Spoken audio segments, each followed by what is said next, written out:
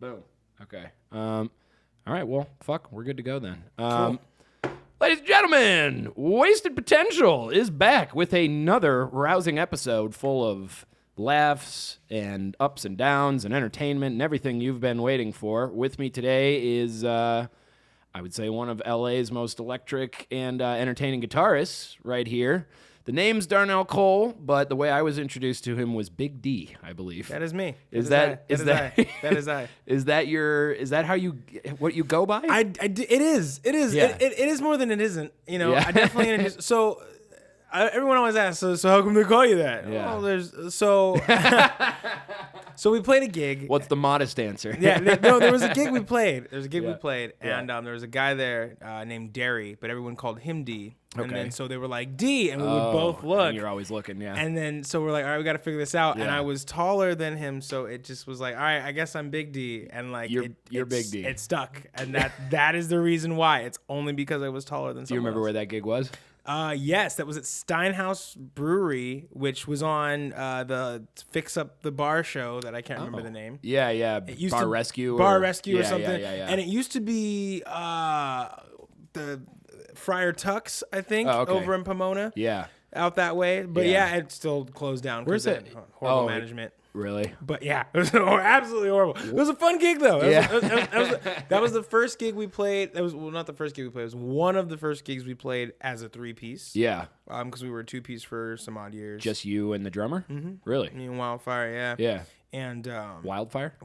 Nice. Yeah, and and it was cool. We had my boy Jordan, but like now he does the sound engineering for Apex video games. Oh, that's Shout amazing. out to my boy Jordan. Yeah. Jordan Harmon, y'all. Wait, your bassist? Like your current bassist? No. Our old bassist, okay. our original bassist. Okay, yeah. He was like, I like playing bass, but I really want to do music for video games. Yeah. So he left to do that. Where I was like, no hard feelings. We really want to tour. Yeah. And we were like off in England, and I called him. I was like, dude, how's life? What are you doing? He's Yeah. like, dude, I'm working on Apex right now. Oh, and like, man. I was like, dude, that's dope. So like, yeah.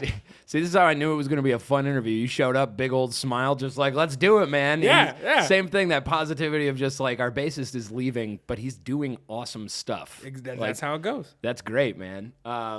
Yeah, fun fact, Tequila has never been featured on the show. We have today. Coraleo, which I'm butchering the pronunciation of because that's what I do. And it's a repo. It's a wonderful thing. Cheers to you, my friend. Yes. Nice to see you. That's nice to see you as well. Yeah.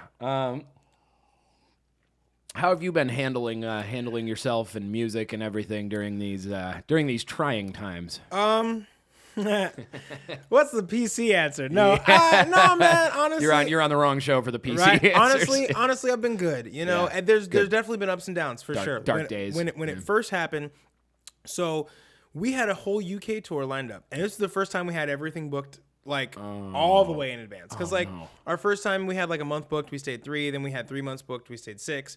This time I had like... That's great. Yeah, it was good. Yeah. Don't get me wrong, it was good. Yeah. But this time we had like 4 or 5 months All booked. lined up, We had the yeah. visas like ready to start going and all this stuff. And like my girlfriend at the time, like she's from England. Yeah. And so she moved back out there. And I was like, cool, right behind you, babe. Yeah, be there soon. Everything shut down the day we were supposed to get our visas. Oh my God. So, and then I was like, oh, it's cool. It'll be like 2 weeks to a month. And then this kept going. So me and my girl broke up.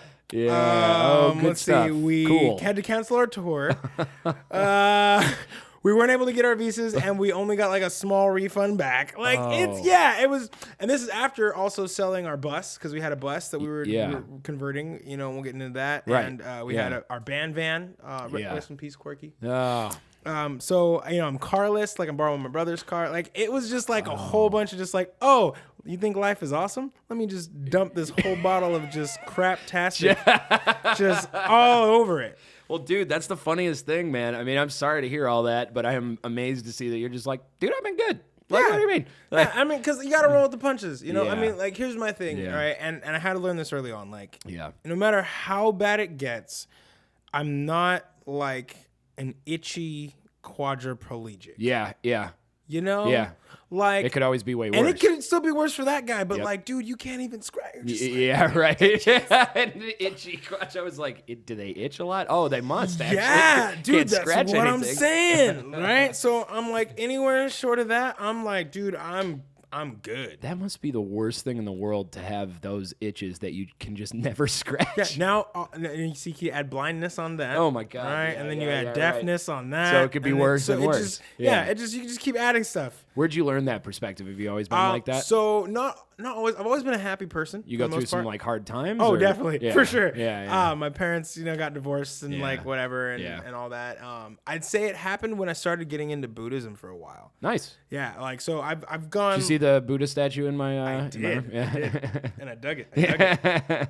I mean, I'm not anymore. I'm more just like a spiritual person. Right. I wouldn't say like I'm a Christian, but I definitely lean towards Abrahamic faiths. Yeah. More than not. Yeah. But there was a time where I was like heavy into Buddhism and Yeah. like they were talking about the Eightfold Path and like how happiness is a state of being and all the this noble other truths stuff. and all that. Yeah. Dude, and I was like, this is great. And I Yeah. was like, yeah, things can get worse and like life is amazing and like Yeah. any day that I'm not this and like all of a sudden Yeah. it just clicked. I was like, wow, I could just make everything bad and make it worse on top of Yeah. that. And as long Yeah. as I'm not that, Yeah. I'm happy. I'm good. Did you meditate? I did. Yeah. I meditate now. And Yeah. I actually meditate more now than Yeah. I did before. Did you do TM or do you do just kind of mindfulness? No, just or? mindfulness. I Yeah. close my eyes, I focus on my breathing, and Yeah. separate myself from my thoughts. Yeah. And dude, it does wonders. Yeah. Like y'all watching out there, meditate. Yeah, just give it seriously. like 8 minutes. Yeah. I say 8 minutes because you're gonna think it's 20, but You're gonna think it's a year. yeah, just turn out, Yeah. drop in, drop out, tune off, and Tune explode. in, turn off, drop out, something like that. Yeah, Yeah. whatever he said. Yeah, Yeah, but like, no, it's real, man. Yeah. And dude, like, everything just starts to make more sense. Yeah. I feel more connected to people. I agree, man. But the process of getting into meditation, so I went through some, dark patches, and meditation was one of the things that really helped me come out of it. And the first, I would say, 2 weeks of meditating was really frustrating for me. For sure. Because you don't, but then it's like at one point, it clicks and you're in the flow state or whatever they call it, and you're just like, what is this? This is amazing. Bro, there's a whole thing right now called Yeah. like the law of one. Huh. And it's talking about like it relates your 7 chakras to like 7 lights of being. Yeah. And like how like as humans that we are, we're in this 3rd state of being. Yeah. And like this is like the most common one. And Yeah. we'll like cycle through this a few times Yeah. before we become high. Bro, it's like you watch it, check it out on YouTube. It's called the Law of One. Okay. It's pretty tight. Yeah, explain it to me a little bit because I don't know it. So essentially what it is so your first state of being is being. Okay. Right? And like, Yeah. so imagine like you're a rock, right? And you're like, okay, Yeah. I'm a rock. Right. That's all I am. And then like the second state is like motion. So that's when it's like, I'm not just a rock, I'm sand. Okay. And like I'm sand in the ocean. And Yeah. like, oh, there's bacteria. And like, Yeah. I am bacteria. And then like, once you get to like the 3rd state of being, it's like sentience, and it's Yeah. like you're not just a dog or an animal, like you're a human, like you have more choice. You're not just on primal instinct. Yeah, anymore. yeah, You have a agency Yeah, for like choices. I was gonna say, it's like consciousness factor into that? Yeah, kind because of? like Yeah. dogs and animals, like they don't necessarily have agency per se. At least that's the Exactly. argument. Yeah. Like they Yeah. do, but it's really primal, real primitive. Whereas this is like, no, like you for sure can be like, oh, I can assess this and be like, yeah, that's a cool thing to do. Yeah. I think I'm gonna murder someone today. Or be like, hey, like no, that's not cool. I'm not gonna do that. I'm gonna stay away from the murdering thing. Yeah, Probably if I can. Yeah, and from there it goes up to like I think 4th light beings, and someone will correct me in the comments. Sure. Yeah. Actually, number 4 is not that. Yeah. But like it's like you can still be human, but like you're just operate at a higher vibration, and, Yeah. and that's the thing too is Yeah. it talks about vibrations. Nice.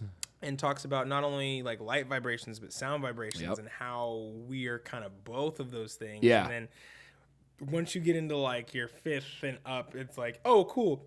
You're an angel, a demon, or you're God. Cool. Yeah, Have fun with that. Yeah, right. So it's pretty cool.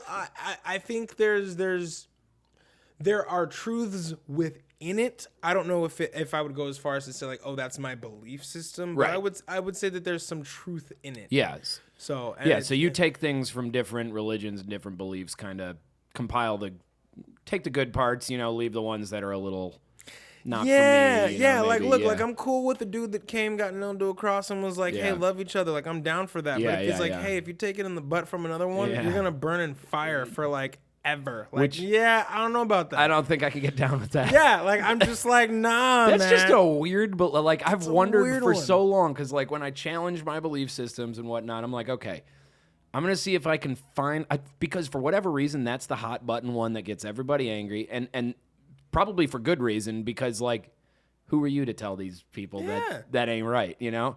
And so I wonder, I'm like, okay, so how did they in the beginning? What the hell was the logic behind like, dude? All right, listen, gay.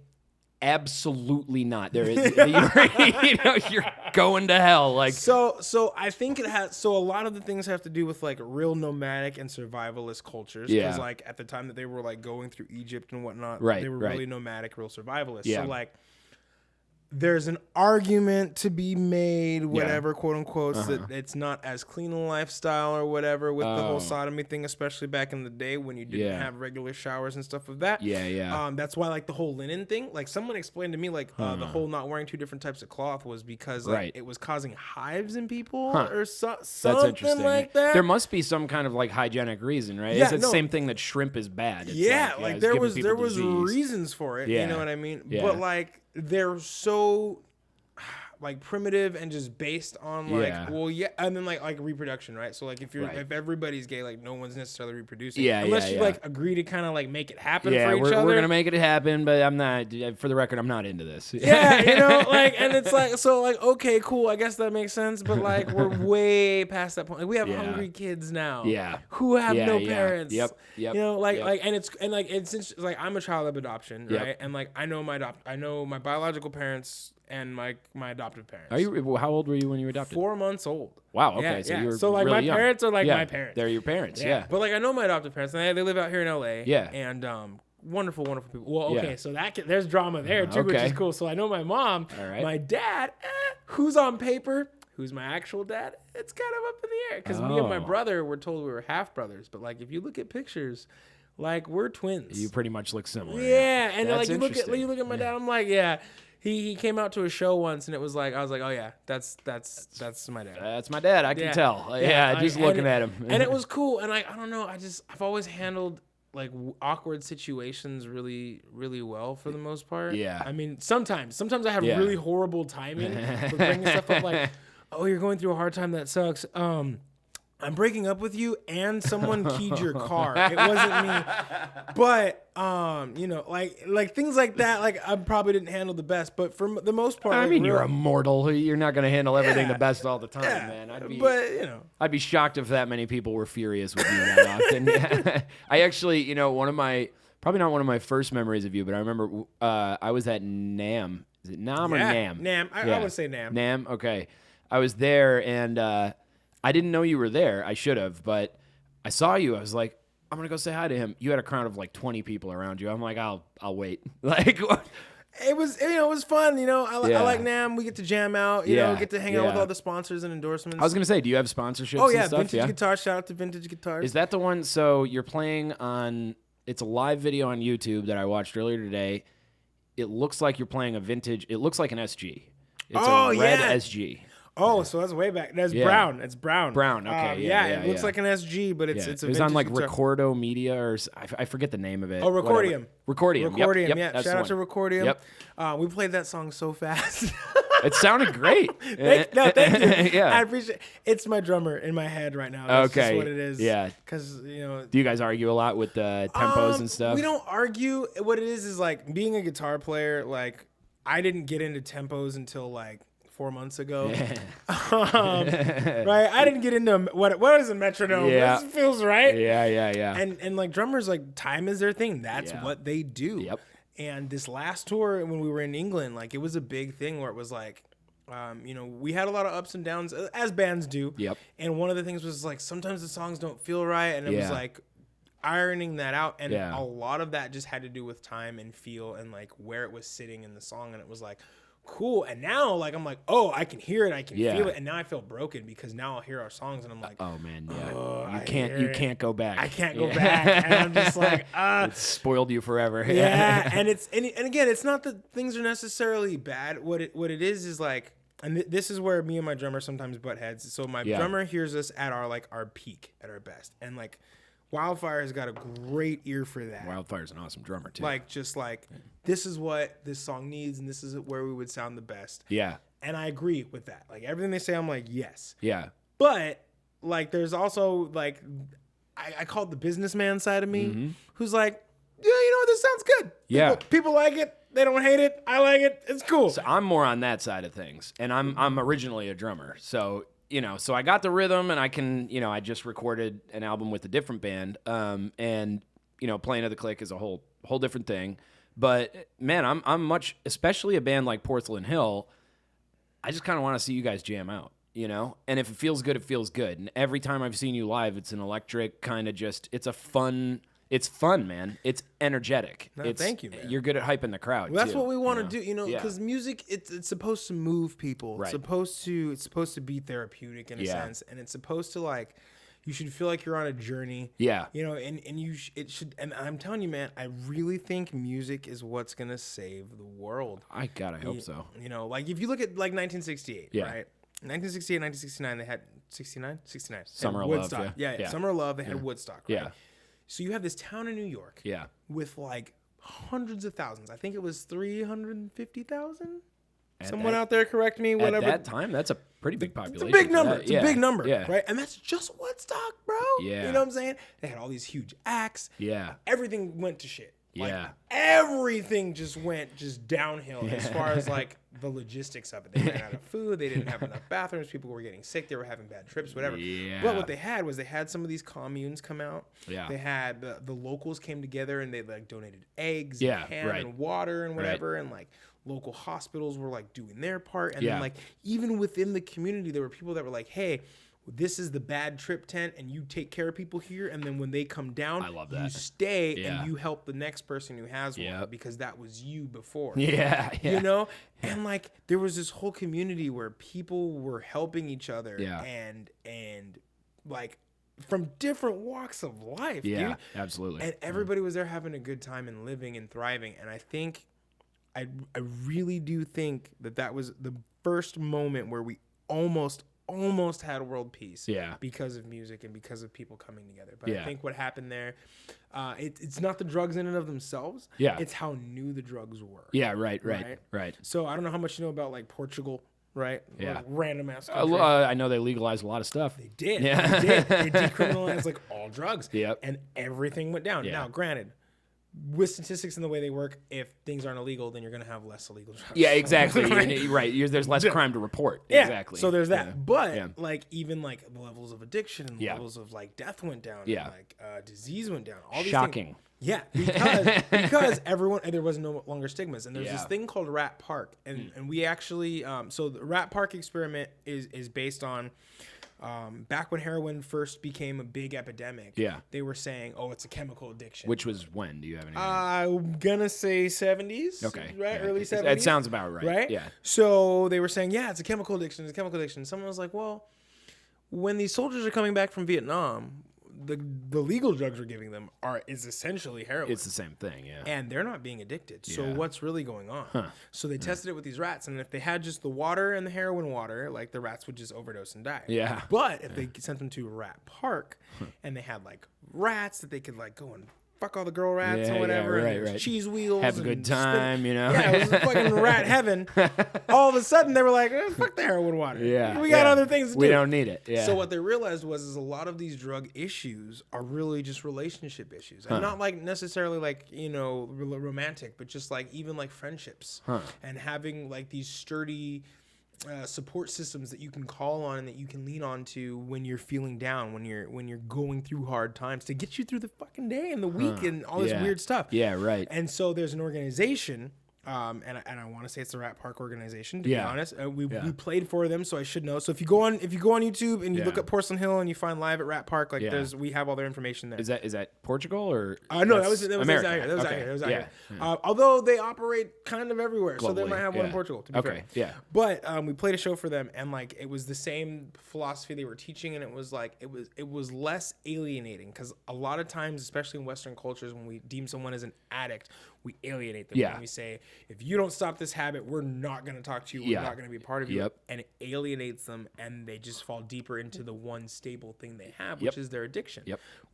Versus with this, it was like, hey man, we understand you do that. Like, that's cool, whatever. We're here for you. You don't need to do that, but if you want to, like, whatever, we're here for you. Yeah. And it's not like a condoning, but it's not that per se.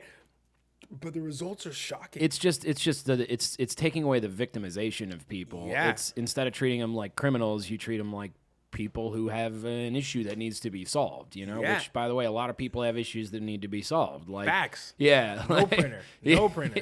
Yeah. And, like, that's the thing. And people are responsive to it. And, like, all of a sudden, they're like, you know what? I don't need these because now I want to enjoy these moments I'm having with my friends and these real strong relationships that I'm now building. Yep. You know, and I think going back to 1969, I think drugs were too new. I think there was the whole war on drugs thing that Reagan was doing, which, again, there's a lot of other political reasons that he did that as well. And I think that a mixture of that and the way people started seeing how down the rabbit hole capitalism can go. Yeah. And I'm not anti-capitalism. I think trading goods, I think the barter system is a great system. Sure. Which I think the barter system in alignment with having some sort of capital to trade as well. Yeah, so sure. either you do this service or you pay this money.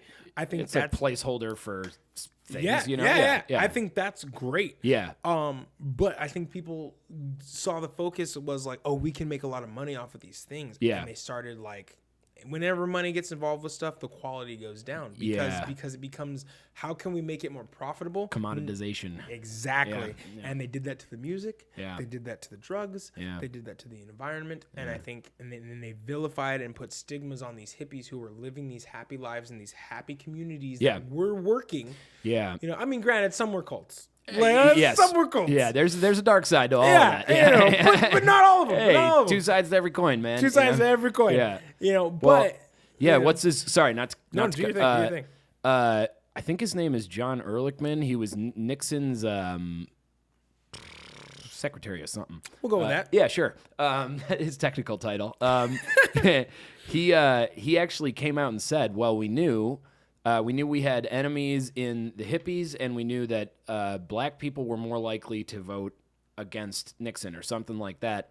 And so he said, okay, so if we associated in the American mind with the war on drugs, if we associated the hippies with pot and we associated black people with heroin, we'd get the American people to shun those people, and they would all vote against them. I mean, and he's just come out and blatantly said that, and somehow this isn't commonplace knowledge, which is crazy to me. The CIA and FBI have both confirmed that they, like, put crack cocaine into the black communities. That is insane. And then no one's like, they've been like, yeah, we're involved with the murder of Martin Luther King, but, like, whatever. Yeah, I mean, like, it's just in court documents. Yeah, like, no big deal. And people sick. are like, that's cool. That's dope, dude. That's awesome. That's fine. Yeah.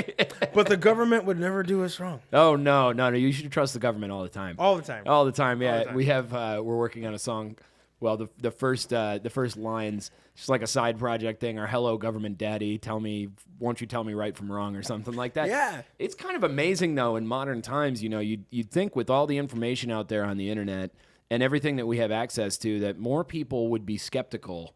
Well, you know, it's, Dr. Fauci or whatever. It takes effort to be skeptical because, well, not only does it take effort because you have to go and actively seek it. Yep. But then you also have to accept that your worldview currently isn't as perfect as you think it is. Oh, I think that's what it is. Right? Yeah. And that's a very scary thing. Yeah. You know, or at least it can be. Yeah. You know, I feel like, well, yeah, for my whole thing is there's bigger fish to fry. Yeah. Like, God, people always want power. Yep. So any government system, any regime, any whatever, there's always going to be someone who wants power. Yeah. So, like, that's nothing new, and that's not necessarily in and of itself the thing to fear. Yeah. It's when they start implementing it and they have people who blindly follow it. Yeah. That's the thing that's the issue. That freaks me out, man. It's always freaked me out. Yeah. And it just keeps kind of like oscillating between the parties, between the sides. I just feel like, man, look, government is kind of a thing that I want to limit as much as possible and just keep it away from me. And also they should, you know, protect me and you and whatever. Yeah. But man, these people are so like power hungry. They're willing to screw over regular people. Oh yeah, I think county. You know? I think county is Yeah. as big as That's as big as it government should should get. get. Yeah. County. Yeah. Right? Because, and I mean, maybe like have a coalition of the counties that form the country. Yeah, for, well, like if there's like a big thing. That's going the on, idea, you right? know? Yeah. But I think in general, county should be as big as it goes. Yeah. Because like you know where those people live. Yeah. Like you know where your governor lives. Yeah. You know where your mayor lives. Yeah, You know? absolutely, And you can find that out. You can go there, and they're a part of the community. They are involved and affected by Yeah. the laws that they help push. Yeah. You know, and stuff Well, like it's that. freaky too. Like, you know, if I wanted to contact Dianne Feinstein or Nancy Pelosi, who are our reps, or Kamala Harris or something, I couldn't. I mean, I could send them a letter. It wouldn't be read. An email. Yeah. Maybe a carrier pigeon might be the best. Yeah. Like, There's a secretary somewhere who's gonna sign it, and you know, and, they don't and give reply, a shit but, about like, us. yeah. Like they don't. You know, like I mean, and why should that's they? what I'm saying. There's Yeah. that disconnect, and Yeah. that's that disconnect right there is where the problems lie. Because if you bridge that gap, if you make that closer, Yeah. now it's the person in charge is affected by what's going on here, Yep. and they're gonna make better decisions for the group that they're affected by. Yeah. At least I think so. Yeah. I'd be willing to try that. Absolutely. You know? Well, I mean, and during these, you know, the BLM and Antifa. I mean, whoa. The protests that were going on in LA and still kind of to some degree are. You know, I mean, at least like, look, am I in support of going to the mayor's house and throwing things at it? Not really. At the same time, these are your constituents, man. Your people are mad. Yeah. They're mad as hell, and they're not going to take it anymore. That's plainly what's That's happening. what happens. You know, and it doesn't matter which side of the aisle I'm on. I got eyes and ears. I'm looking at it. I'm hearing it, and I'm going, man, what are you going to do, dude? You know, you are at least held accountable. Whereas, man, if I like that's the one thing about like the modern times that I don't express enough, and that doesn't get talked about enough from maybe people in my position or whatever, is like, at very least, we're seeing people go, okay, you know what? I'm pissed. I'm done with this, and something needs to be done. If it comes to this, I need to show up to your house and remind you that I'm here. Then that's what's going to happen. And it's what's happening, man. And on my way to your house, Yeah. you're going to pass this couple, and they're going to pull out some guns and have their fingers on the trigger and just... Oh, Jesus, yeah. Yeah, we're turning into a satire of ourselves, man. Right? But, man. But there's almost no better time to be an artist, you know No, what I mean? and that's the thing. And we're supposed to be the gatekeepers of truth. Right. Right? We're supposed to tell the truths Yeah. that people can't necessarily say because of political reasons or Yes. whatever. Yeah. We're supposed to be able to help get that out there. Yeah. And I don't think enough, and myself included, Yeah. like, I'm not Rage Against the Machine. Yeah, you're not doing political lyrics, I'm typically not. speaking. Not- Some of your stuff is socially Some conscious, is, though. Yeah. Yeah, some is. And like I like to think I write relevant lyrics more than not. Yeah. But definitely I'm not a political band. Yeah. You know, I'm not a part Yeah. of one. And part of that is intentional. Yeah. But with the way things are happening, it's Yeah. like, dude, like we're the only ones who can, so we should. It's getting freaky, right? I mean, because to me, you know, for all the shit we pull with the absurd and all the marketing and the imaging and stuff like that, at the end of the day, it's you know, not intended to be a political band. You know, despite that we jump into the fray a lot more than a lot of bands. It's not, you know, I get angry if other of my bandmates post things that are political from the Absurd's account, because that's not like, look, dude, say whatever you want as a person, you know, on your Facebook or Instagram, whatever platform you have. Excuse me. And, you know, the band, though, it's about the music, and if the music and the lyrics don't speak for themselves, we're not doing it right. You know, I mean, Correct, yeah. you don't need to shove it down people's throats. And even for me, I don't write lyrics being like, this is what I believe, this is how you should think. You know what I mean? Like it's becoming increasingly hard, though. I'm even finding, because I want to ask you about this when you write lyrics. Mm-hmm. For me, I tend to do it from a free association kind of stream of consciousness. Just here's you know, these are the thoughts, they spilled on the page, the words rhymed, and so here we go, you know? And I'll look back a week later at the lyrics and just go, oh my God. You know, like there's my beliefs all over the page, you know, like not on purpose, but everything has become very politicized and the society as a whole seems to be collapsing, whether or not it is. Oh, yeah. So it just, all of my lyrics become imbued in one way or the other with this kind of thing. Whereas like, dude, I'll write a lyric about like, I'm mad at my girlfriend and my dad is an ass, you know, or whatever it is. And I go back, I'm like, well, you could read it that way, or you could read it in a socially conscious context, which is freaking me out a little bit. Do you find any of that with your lyrics? All the time. I mean, all the time. And I think part of it's intentional. I try to write lyrics that are fairly ambiguous in the sense that they could be this, but they could be that. Yeah. Because it's more relatable. Yeah, exactly. But not only is it more relatable, but also dangerous when you say that, isn't it? Right. Yeah. But also like I want to write something that has depth in it. Yeah. But doesn't necessarily need to. Because like so if music is supposed to be medicine that heals the wounds that like traditional medicine can't. Right. Yeah. Then it needs to have some form of catharsis with it. Yeah. And in that vein, sometimes catharsis is disconnect and disassociation. And so if everything's political, you might want music that's like not political, right? Yeah. So I like to have music that is double entendres and can be like, it could be this or it could be that. Yeah, and right. Both things are true. You leave it open to interpretation. Because I think for one that helps connect people to the music a little more. Yeah. But also like that's how I feel about it. Because even as a band, like we're a collective. Like I might be the one who's writing the lyrics. Right.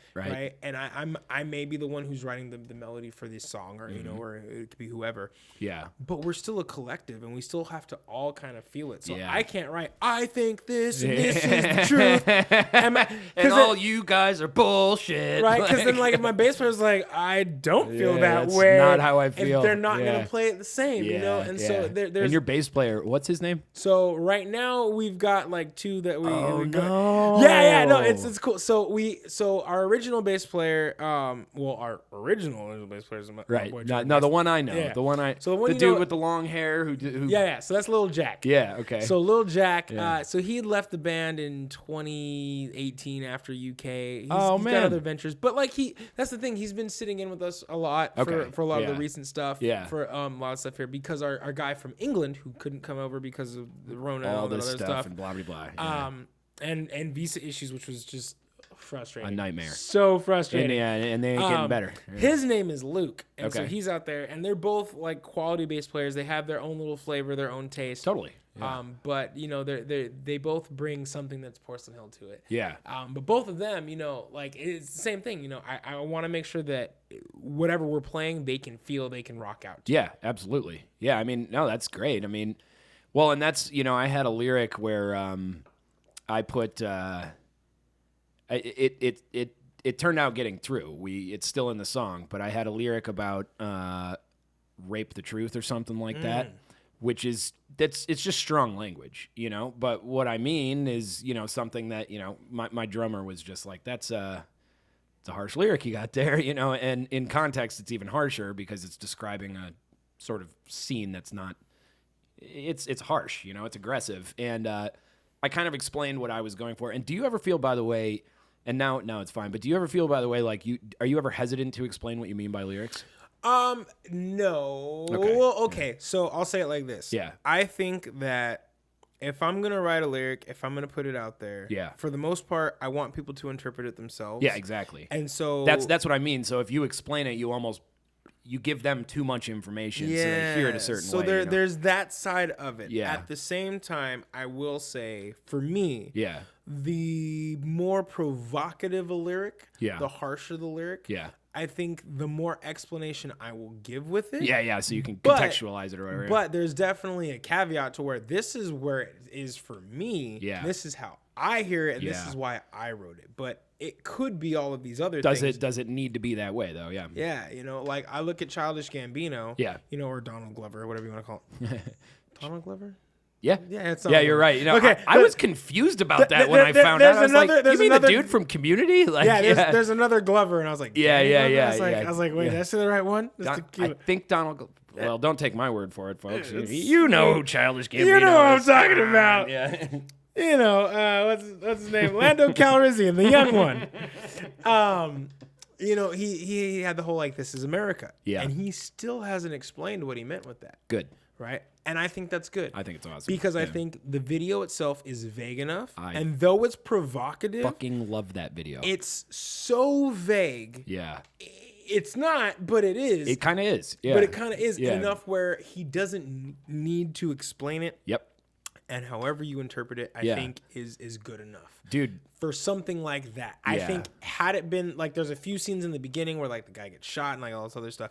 Had it been more of that, had it been more provocative and more in your face, and it wouldn't have had this contrast with him and the happy faces and all these other things. Right.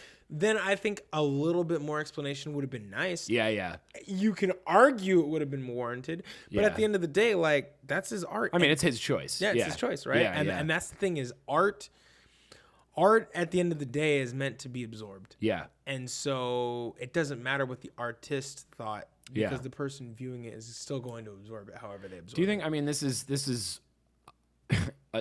tangential for sure. Do you think that there's an element of like, okay, is your music the only thing that is your art, or is it something is there something in the way you behave and the way you talk and the way you interact? Is that part of the art too? Like the way, like, okay, so like so as an artist separate from their art kind of a thing? I'm getting along those lines, but also like, so if you do an interview with me, whatever, it's long form, we talk, whatever.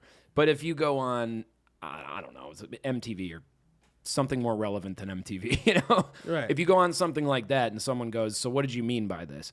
Do you think that is, because you know that that's going to weigh into the way people are listening to your music, right? So would you feel obligated to, like, would you feel pressure to put it in a certain context and explain it a certain way, or would you just go, nah, man, like, this is how I am, this is how I talk, I remove myself from my music? I to would a certain for degree. sure say I would relate it in the same way as best that I could, and that I think I would push it in a very, like, this is what it is. Yeah. You know? Because, so, like, I often think of things like R. Kelly. Yeah. Right? So there's who he was as the person, and so there's what his song meant contextually for him. Yeah. And who he was speaking to and the demographic he was speaking to and whatever. Yeah.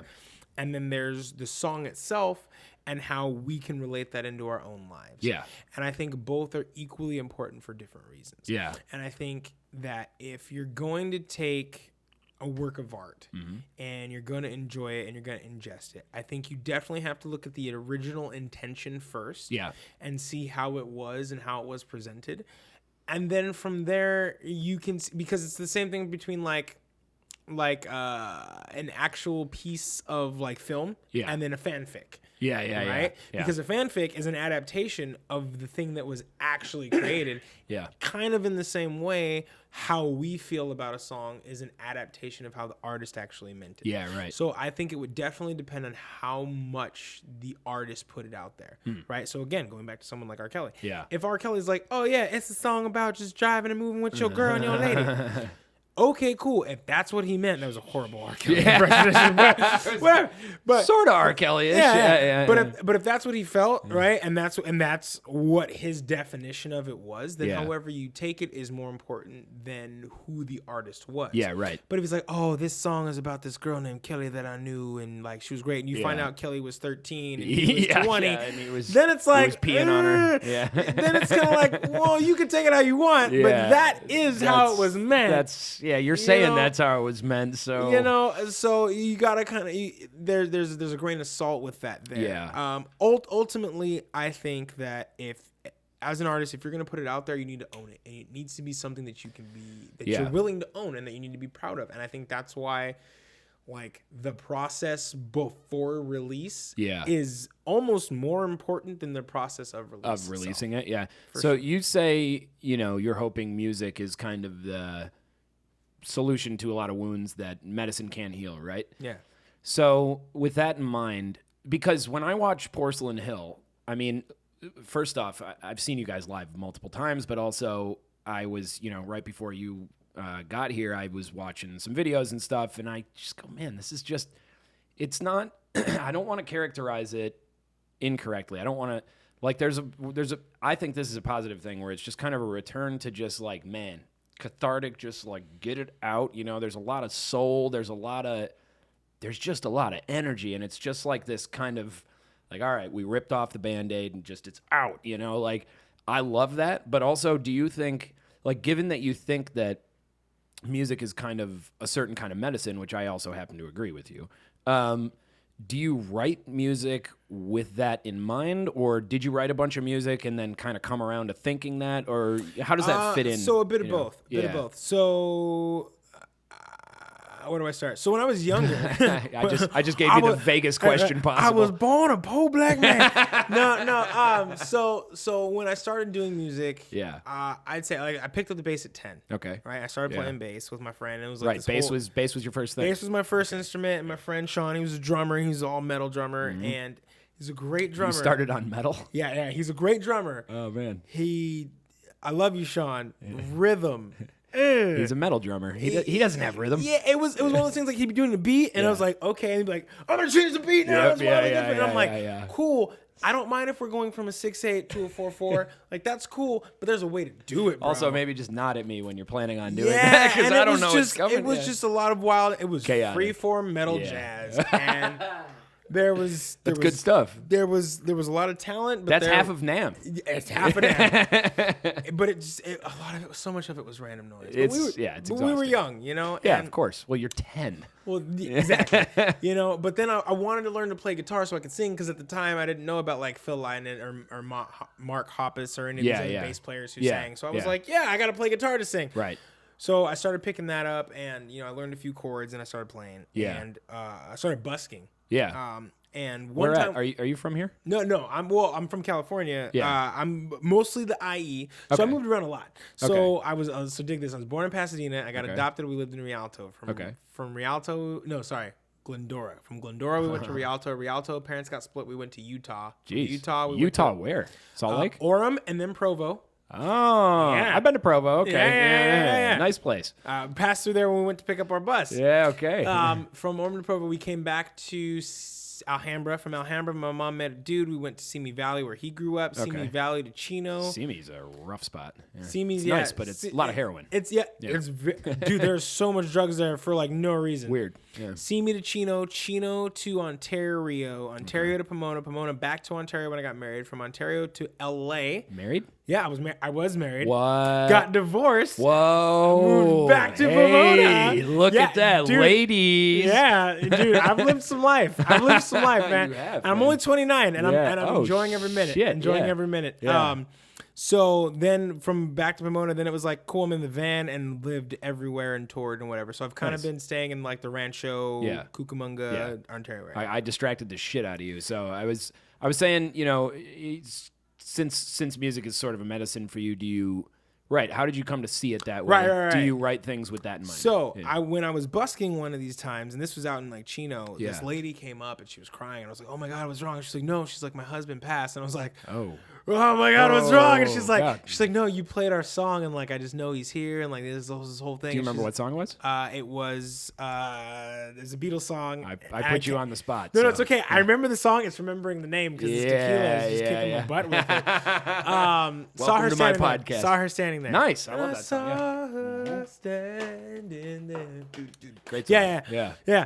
So I played Saw Her Standing There, and that was like their song they had at their wedding and this whole thing. And she's like, you have a gift. Like, don't stop doing it. I was like, bet. And like her whole day had changed. Yeah. And I started realizing from that moment, the more that I would play, like I'd watch people like come in, because I played in front of Ralph's like over in Chino, and people would come in and they'd be kind of sad, and then come out and they'd be happy. And that's awesome. They'd tip, and like, there was just and then from gigging with the band, you'd start seeing people come in and their day was horrible, and then like how amazing it was.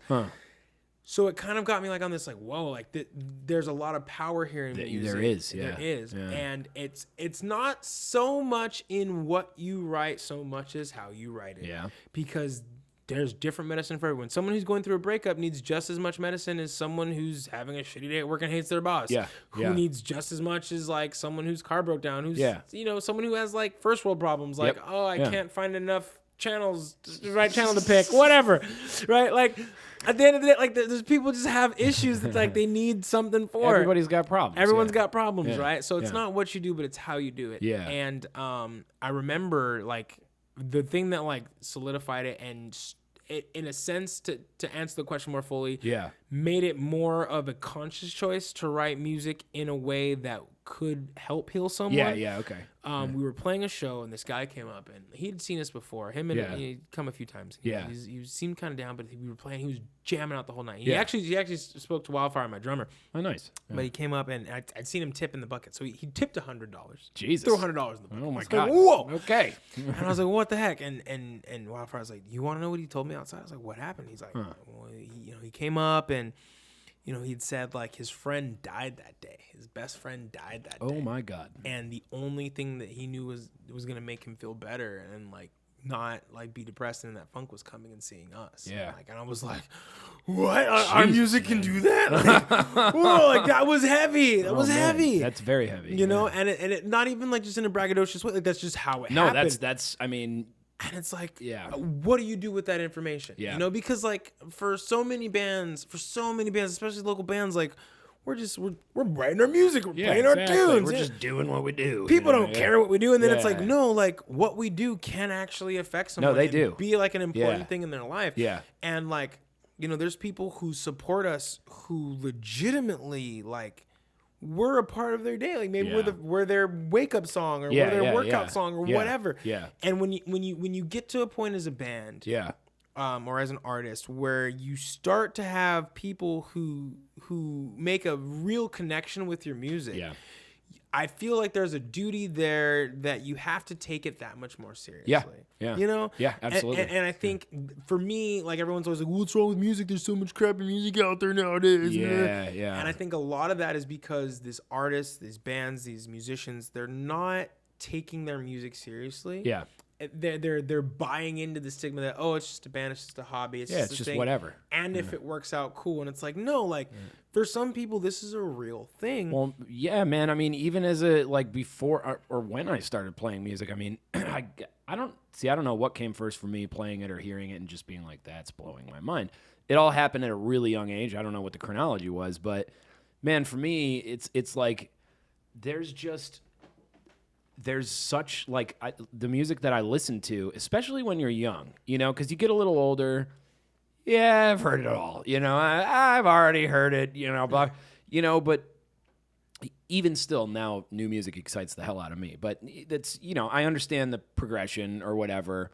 There was certain music when I was younger that it didn't just they weren't just songs stuck in my head. They changed my life. Facts. Like they really changed my life. And it sounds goofy and cliche, and I understand that. And the reason I say it in a cliche way is there's not a better way to say it. It changed my life. And I was going through, whether it was a painful period or I didn't know I was in pain, and all of a sudden I'm like, oh my God, this is like sweet relief, like man, look, I'm glad to hear you say that, because I've asked a couple other people, like, why do you do this? Is this just hobby for you? Which, by the way, if it is, great. That's your thing, That's man. fine. I'm not That's knocking wonderful. it. Do that, yeah. Exactly. But for the people who are like, nah, this is life, man, which is you and me, it's a different, man. I mean, when you do have those people come up, because I've had people do the same thing, you can't, there's no way for you to express your gratitude properly, Exactly. And that's the thing too, like, as you grow as a musician, and you start to play bigger, better venues, you just start hearing compliments more. Yeah. Oh, right? absolutely. Right? You do. Yeah.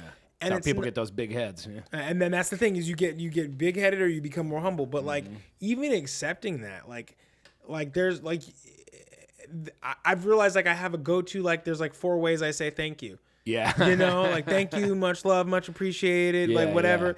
Yeah. And it's not that I don't mean it, and it's not that the compliment isn't taken in genuineness or sincerity. You're not a person to brush that kind of shit off. Yeah. But it's like you really don't know. It's like, how do I make you feel like this compliment is as good to me as you mean it? Yeah.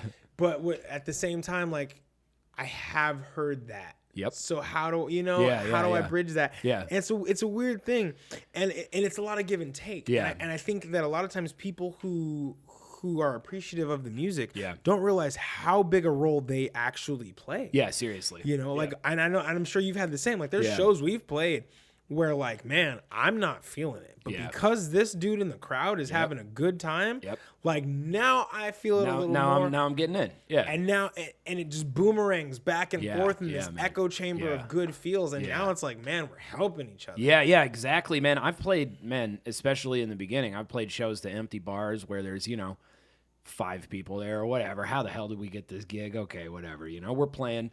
You go in with a cynical mentality and you just kind of go, okay, 3 shots.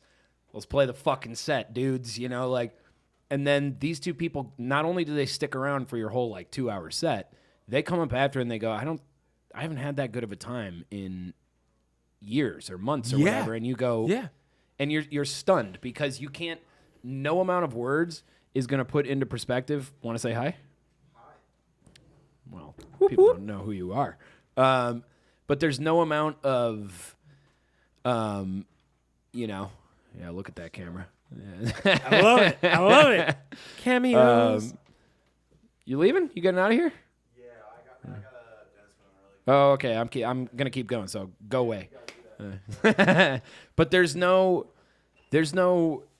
like the amount, and if it's happened multiple times, of course, you sort of learn how to deal with it, but you really don't, because there's such an outpouring of just like, oh my God, that's exactly above album sales, above having packed audiences, that one or those few people who are just like, dude, you just took my bad day and made it good. Or you just gave me the thing. Exactly. Absolutely priceless. And that's why you're saying, look, I have a couple ways of saying thank you, but within those words, you're just like, okay, you just... contained in that is you just opened the floodgates to my emotions that I haven't tapped into a while. What this is about. Yeah, no, and that's the thing, right? If I say any more, I'll cry. So because that's the thing, right? You play, 20 shows. Yeah. Right?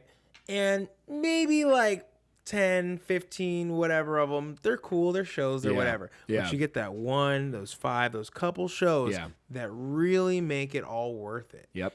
Especially because this job don't pay a lot. No, it doesn't. It doesn't. Like touring is the number one way to make money. Yep. That's the only reason we've been able to do this full time is because we gig so much. Yeah, well, you guys go hard. Typically. Yeah. In normal times. In normal times. In the before 4 times. But like we've done a show in Scotland. So we were in Scotland. Yeah. And there was 2 people there. Yeah. And I was playing with a cut finger. Like it was a horrible night. Just a nightmare, yeah. But it was Colin and Wilson, I believe were their names. Yeah. Shout out to Colin and Wilson. Hey, look at that. At Bannerman's. Yeah. No, yeah. We tell this story a lot. I try to remember their names. Yeah. Dude, and they were just so about it. They were just all about it. That's we were doing awesome. call and response. They were singing back, and it was... That's so great. And it helped make our night, it helped make their night, and like overall it was like, because we didn't make a lot that night, Yeah. it was just 2 people in there, Yeah, like whatever. Yeah. But like we got the place to stay, we got some drinks, and like, that experience, that time of just like, wow, we were all vibing right now, made everything worth it. Yeah, man. Everything worth it. It does too. Yeah, it's the human experience that people don't realize, man. Tell you what, we're gonna take a break really quick. Let's do it. That was longer than you think it was. And which is a damn good thing, ladies and gentlemen. What song you think you're gonna give me to show them? Let's show them Life I'm Living. That's a good one. Cool. Life I'm Living then. We'll be back. Bam. Cool, man. Sweet.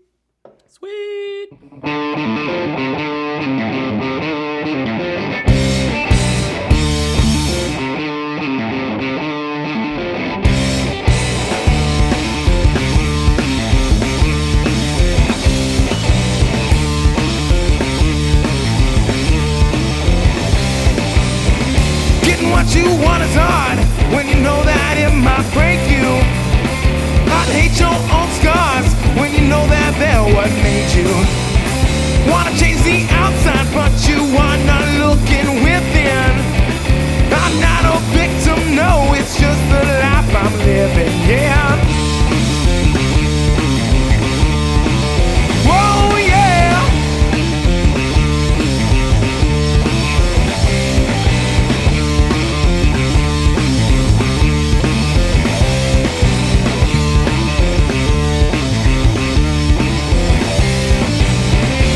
What you love, you never ever want to contain your life. Push comes to shove, will you choose love or money or time? Everybody talking, all we got to do is listen.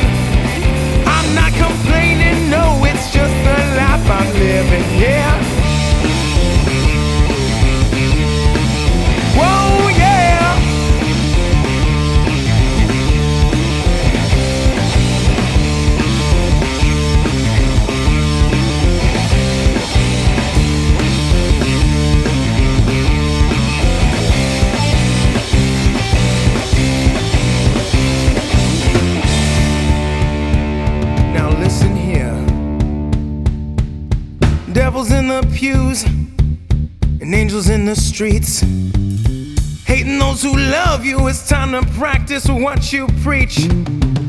Wanna change the outside, but you are not looking within. I'm not a victim, no, it's just the life I'm living.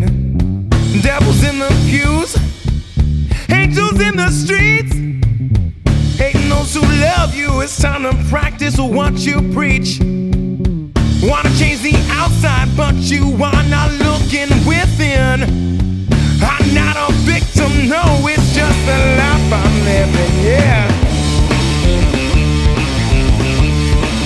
Whoa, yeah.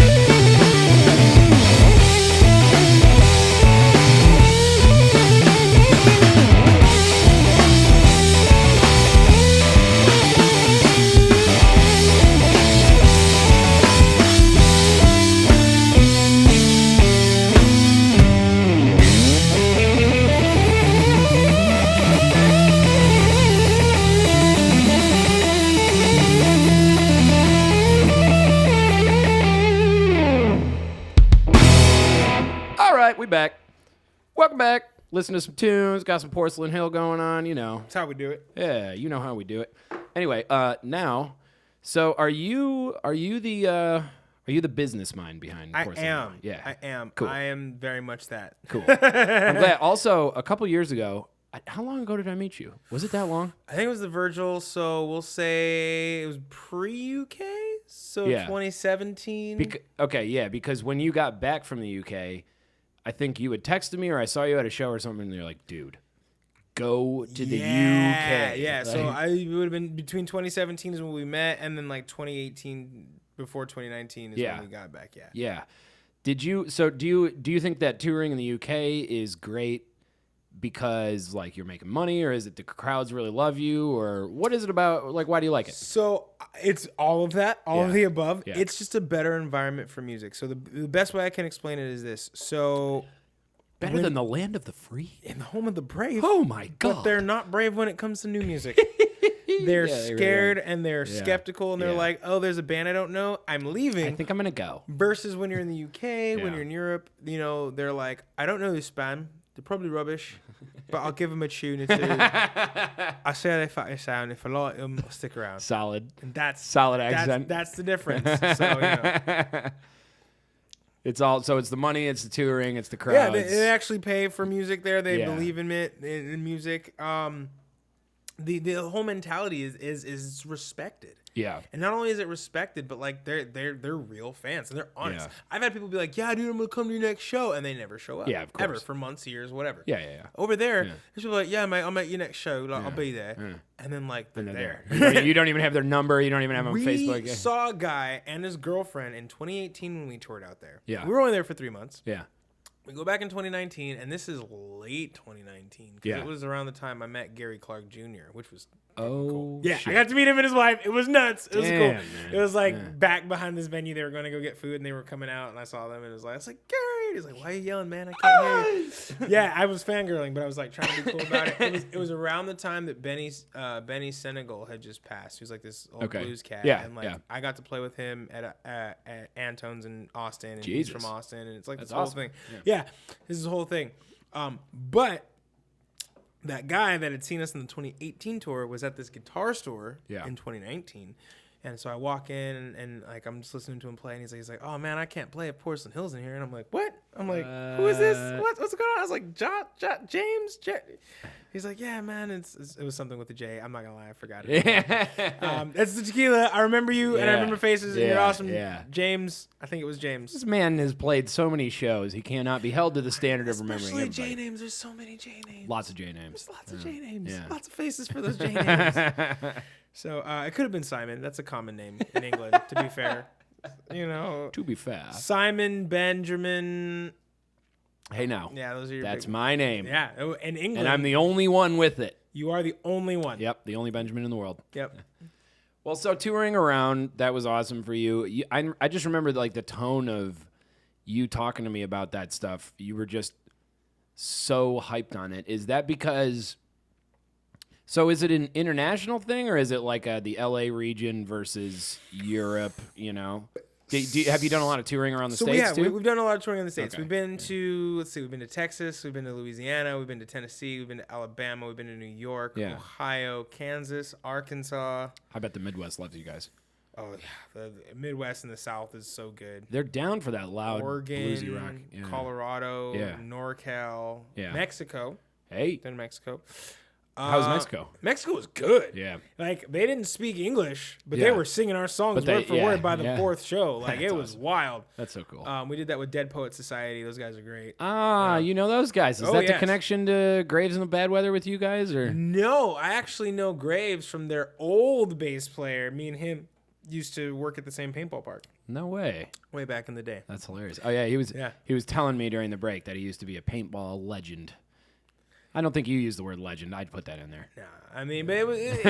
I was in a magazine, you know. I mean, that's pretty big for paintball, I think. I was. It was like the table of contents page. So, but I was in it, and it was me, Yeah. and I was like pointing and shooting. It was great. It was a good time. That's It was- sick. no, it was good times. Like That's we'd super go cool. and like I would. It got to a point where like I'd play and I wouldn't even use a gun. I would use a stick and just be like surrender, and people would be like okay, and then they're like wait a minute. I was like you already called yourself out, You already bro. called it. You already called it. Get out, That's how the bro. game works. You're done. Yeah, and the refs would be like, "Get out, bro!" It was great. It was a good time. It was a good time. And then speedball, we'd go and we'd just, we had a lot of good times. I love paintball, man. Oh yeah. Yeah. What was I saying? Yeah. What was I saying? Oh yeah. LA versus like the US Yes. versus UK and stuff. Yes. So, okay. So America is huge, and I don't think people understand. People don't understand how bigly It's so bigly big. the country. It's It's so the big. biggest. It's the biggest. Magnificent. Bigly country. It's magnificent. And podcast canceled. Yeah, cancel culture. No, it's a very big country. So Yes. like UK as a whole, that's England, Scotland, Wales, Yeah. Ireland, Northern Ireland. Yeah. It's all the size of Michigan, Right.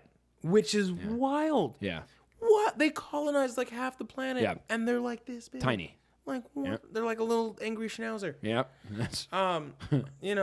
But so that being said, when you look at America, right, each state is kind of like its own thing. So Texas, we do really well. Yeah. We've done South by multiple times. Every time we've gone, it's been really good. Nice. It's been really amazing, really well received. We did this last time with Robert John and the Wreck. Shout out to Robert John and the Wreck. Oh, Check them shit. out. Those guys are dope. That's awesome. Yeah. We did that with them for their Kia sponsored. We were at Whiskey Tango Foxtrot Nice. on the Dirty Six. Yeah.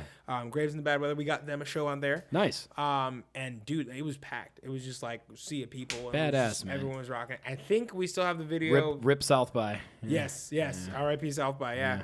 But that was good. We played at Skull Mechanics Brewery. Skull Mechanics. They Awesome. get down. Yeah. It was Texas is good for us. Yeah. Louisiana is great. New Orleans. Oh. Yeah, New Orleans, we have so much fun. Shout out to D-Max. Yeah. Shout out to Mizon, 3090, Vaso, BMC. Those are the venues, bro. Like, yo, and Will Wyatt or Will Dickerson, my homie, he always got me a lot of shows out there. Yeah. And then Whitney Aloysius and the Aloysius whatever girls. I don't know. Whitney Aloysius. Oh yeah. No, I shout out those who help us out, because Yeah. especially when they're musicians and stuff, because they need it. They need exposure. Hell yeah, man. And Louisiana, New Orleans is like. That was our first time there was in 2016. That was the first time we toured the U.S. Yeah. And when we went, we had four gigs booked for that whole tour. Yeah. So we had like one in Louisiana. Oh we my had God. One in Alabama. I think we had a Nashville one and like one in Texas. Jesus Christ. So we're like, whatever, we're going to see what happens. We got in our 94 Ford Econoline Quirky, R.I.P. Quirky. We ended up being gone for a month. A month and 2 weeks, I think. And we played like 20, 30 shows. Like we jam-packed it. And Louisiana was one of the places we played a lot. And like we really cut our teeth and got a lot of chops out there. That's and awesome. Like going back there this time, like heavily respected. We made a good amount of cash there. And like it's just the thing. Nashville's cool. We do good in Nashville. This last time we went was probably a better time than usual. Yeah. As far as monetarily speaking, and like when was it? 2019. It was early 2019. Yeah. Early 2019. You remember 2019? Everyone was like, dude, 2020 is going to be our year. 2020 vision, bro. 2020 vision. See everything. No one saw this coming. Yeah. But no, it was good. It was a good time. You know, we made a lot of fans. Shout out to Buster. The Blue Bear Barn. Yeah. It was good. Oregon's cool. New York was nice. Yeah. We got to play with Anna Popovic. Oh, that's cool. Over at the... That's really cool. Oh, yeah. Yeah. Dude, and she's amazing. Yeah. She's amazing. We played with her at the Laughing Factory? The Something Factory. We were supposed to play at the High Line, but the High Line had to close for whatever reason, and so we were at this other place down there. I want to say it was the Laughing Factory, but that just sounds... Yeah, the Laugh Factory is L.A., so Laughing Factory. It'd be funny if they had one of those. Yeah, in New York, it was something. I can't remember. Something like that, I'm not looking it up. Yeah, right. But we No. played with Anna Popovic in New York. You can Not find doing it. it. We're It's not doing it. documented. It's there. Where's the collusion? Where's the collusion? Where is it? I don't see I it. don't see it. If I don't see it, it must not be real. I don't Fake see news. air is fake. It's a hoax. It's a witch hunt. Yeah, just like fish. Fish don't exist. What a world we're making for ourselves. Facts. But no, New York was cool. Colorado's always fun. Colorado's my favorite state in the nation, personally. Oh, dude. Shout out to Lariat out there in Buena Vista. I lived in Boulder and Denver for like a year. Boulder's a good one. The Lazy Dog, that's a fun place to play. Lazy Dog's awesome, dude. Beer Yeah. Garden, Yep. that's a great place. Beer Garden, man. You guys got to play on that stage? Oh, yeah. I never saw a rock band there. I saw a lot of like bluegrass and kind of acoustic Jam based bands stuff. and all- Yeah, jam bands for sure. Yeah, actually, Lazy Dog was more like the jam bandy kind of stuff. Beer Garden, I always saw jammy stuff. Yeah, I guess I saw some blues bands. I never really saw too many rock bands there. Dude, that's the thing. Our music, we're sometimes we're too bluesy for the rock crowd, but we're too rocky for the blues crowd. Yep. So we kind of fit in a little bit of everywhere, Yeah. and it plays really well for that. Do you guys change your sets when you go to different places? Yes. Yeah. So if you know you're on a blues lineup, you're if going we to know gear where, it more that so way. we got to play in New York. We played at BB King's. Okay. We opened up. First, we opened up BB for King. His name rings a bell. Just a Who little is bit. who is he? Yeah, he's just some blues guy. He's like one of my favorites of all time. So we got to open up for Iron Butterfly, Wow. right? That's ridiculous. And that was in 2017. Yeah. We also got to open up for oh my gosh. No. Drew Hill. There it is. Oh, nice. Drew Okay, Hill. Yeah. So mind you. God, I need to meet your manager. Is so- that you? Hi. Oh, okay. Hey. Yeah. So when we opened up for Drew Hill, Yeah. we're like, Drew Hill, like Cisco, like Thong Song? And Right. they're like, yeah. And Yeah. we're like, you realize we're like a blues rock. They're like, yeah, they're going to love it. And we're like, okay. Sure. So the whole sound check, it's just you can't deny, you can't deny, you can't deny God. the truth. Like Oh. just playing over and over and over and over, which is fine, whatever. They sounded good. They Hey, sounded amazing. great. Yeah.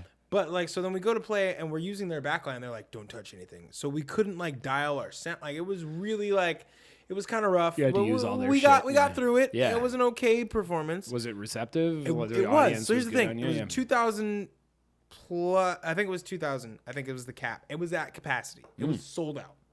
That's fucking awesome. And man. all of them wanted to see Drew Hill. So then we show up and we're like, howdy, we're going to rock this out. And like, Sup, guys? so we played our bluesier, dancier set that we had. Yeah. And, the worst critique we got was, you know what? That was good. It just wasn't our thing. Yeah. That was the worst thing we got. But we sold more merch that night than we did the Iron Butterfly night. No shit. To be fair, we had a better selling technique as well. So there's part of that. But Yeah. we sold way more merch. Yeah. We had way more follows. There's Yeah. still people who we're friends with from that night. Like, Yeah. It was a really big thing for us. So, Yeah. it's... Yeah, we do change our set, but we're still us, and that's the thing. Like, Yeah. good music transcends genres. Absolutely. Yeah. We've done. I agree. We've done bills with like super metal bands, Yeah. super folky bands, whatever. As long as the music is good Yeah. and serious, like we were talking about Yep. earlier, if people Yep. take it serious and it's real, like it goes over well. One- So it's I don't know what that noise was. Just a ghost. Yeah, okay, ghosts. Nice. Yeah, there's lots of ghosts in here.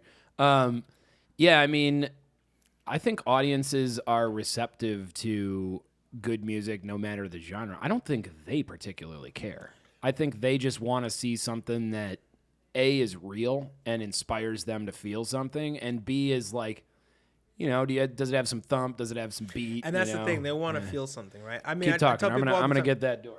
do your thing. You got their attention.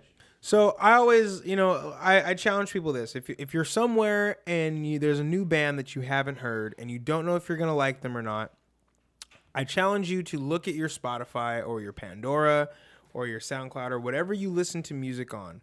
Because I guarantee you've got artists from a bunch of different genres. Most people do. I know for sure my Spotify playlists, like I've got multiple playlists. Yeah. And all of them are fully different genres. Mine are all over the place. And as much as I like those different genres of music, it's the same thing live. So I'd say that most people don't care so much about genre, but they want it to be good music. Yeah. And I think that going back to what I was saying about how music can save the world and how capitalism, or hyper capitalism as I like to call it, murdered it. Yeah. When you start making things about profits, Yeah. you stop caring about quality. Yeah. So then you have these venues like Whiskey A Go Go, which we've played at, and it went really well. Yeah. But when they start caring about like, oh yeah, anybody can play here as long as they sell tickets, then you get bands. That's a surefire way to destroy the reputation of your venue, which is exactly the Whiskey A Go Go is easily the worst perpetrator of that in LA. Yeah, and that's what happens. Yeah. Now any band that can pull 40 people, 50 people, have 50 friends, sold out tickets to their friends and family for a birthday. Yeah, exactly. Everybody shows up, and they're a crappy band. Yeah, they're terrible. And now people are like, oh, there's not good music here. Yep.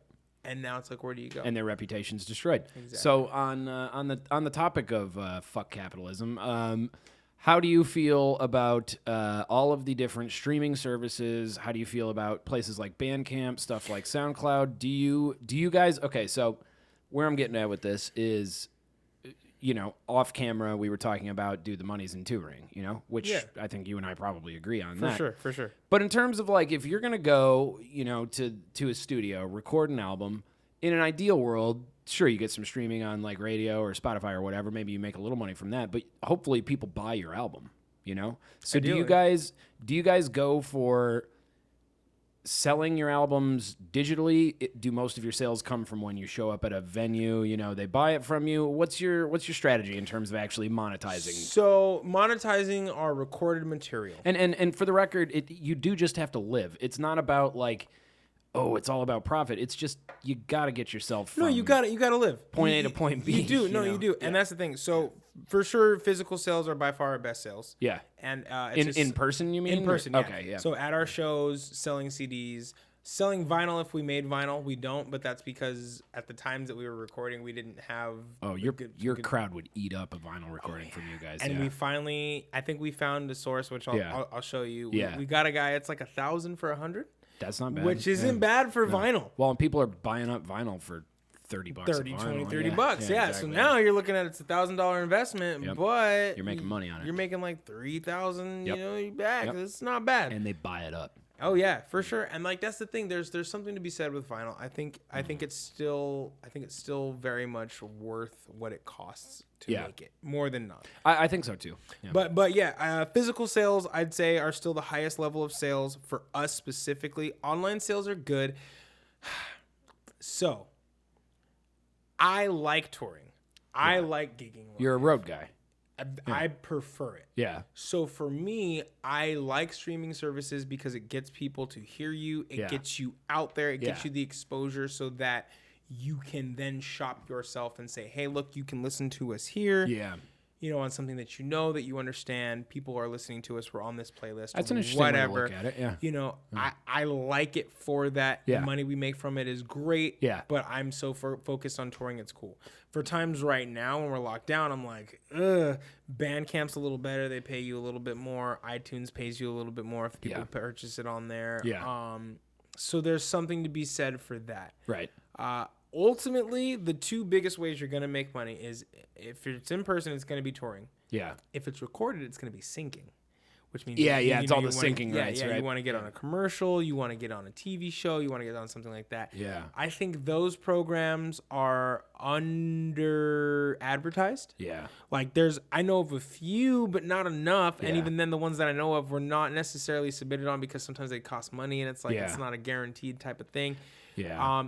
I would love if anyone out there wants to use our music for their commercial or their thing, let us know. Like, Use it, use it, but let them know. let us know.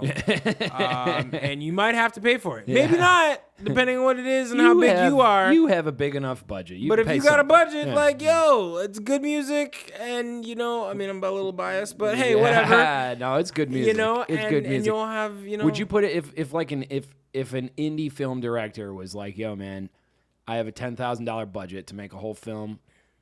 I can maybe pay you $100 Maybe I can give you some syncing, but like, do you want your song in this film? Down. Would you do that? You would do Down. it. Yeah. Down, Yeah. for sure. I like that mentality. Yeah, for sure. Because this is the thing. Because for me, it's the money is secondary. Right. It's necessary. Yeah. Yeah.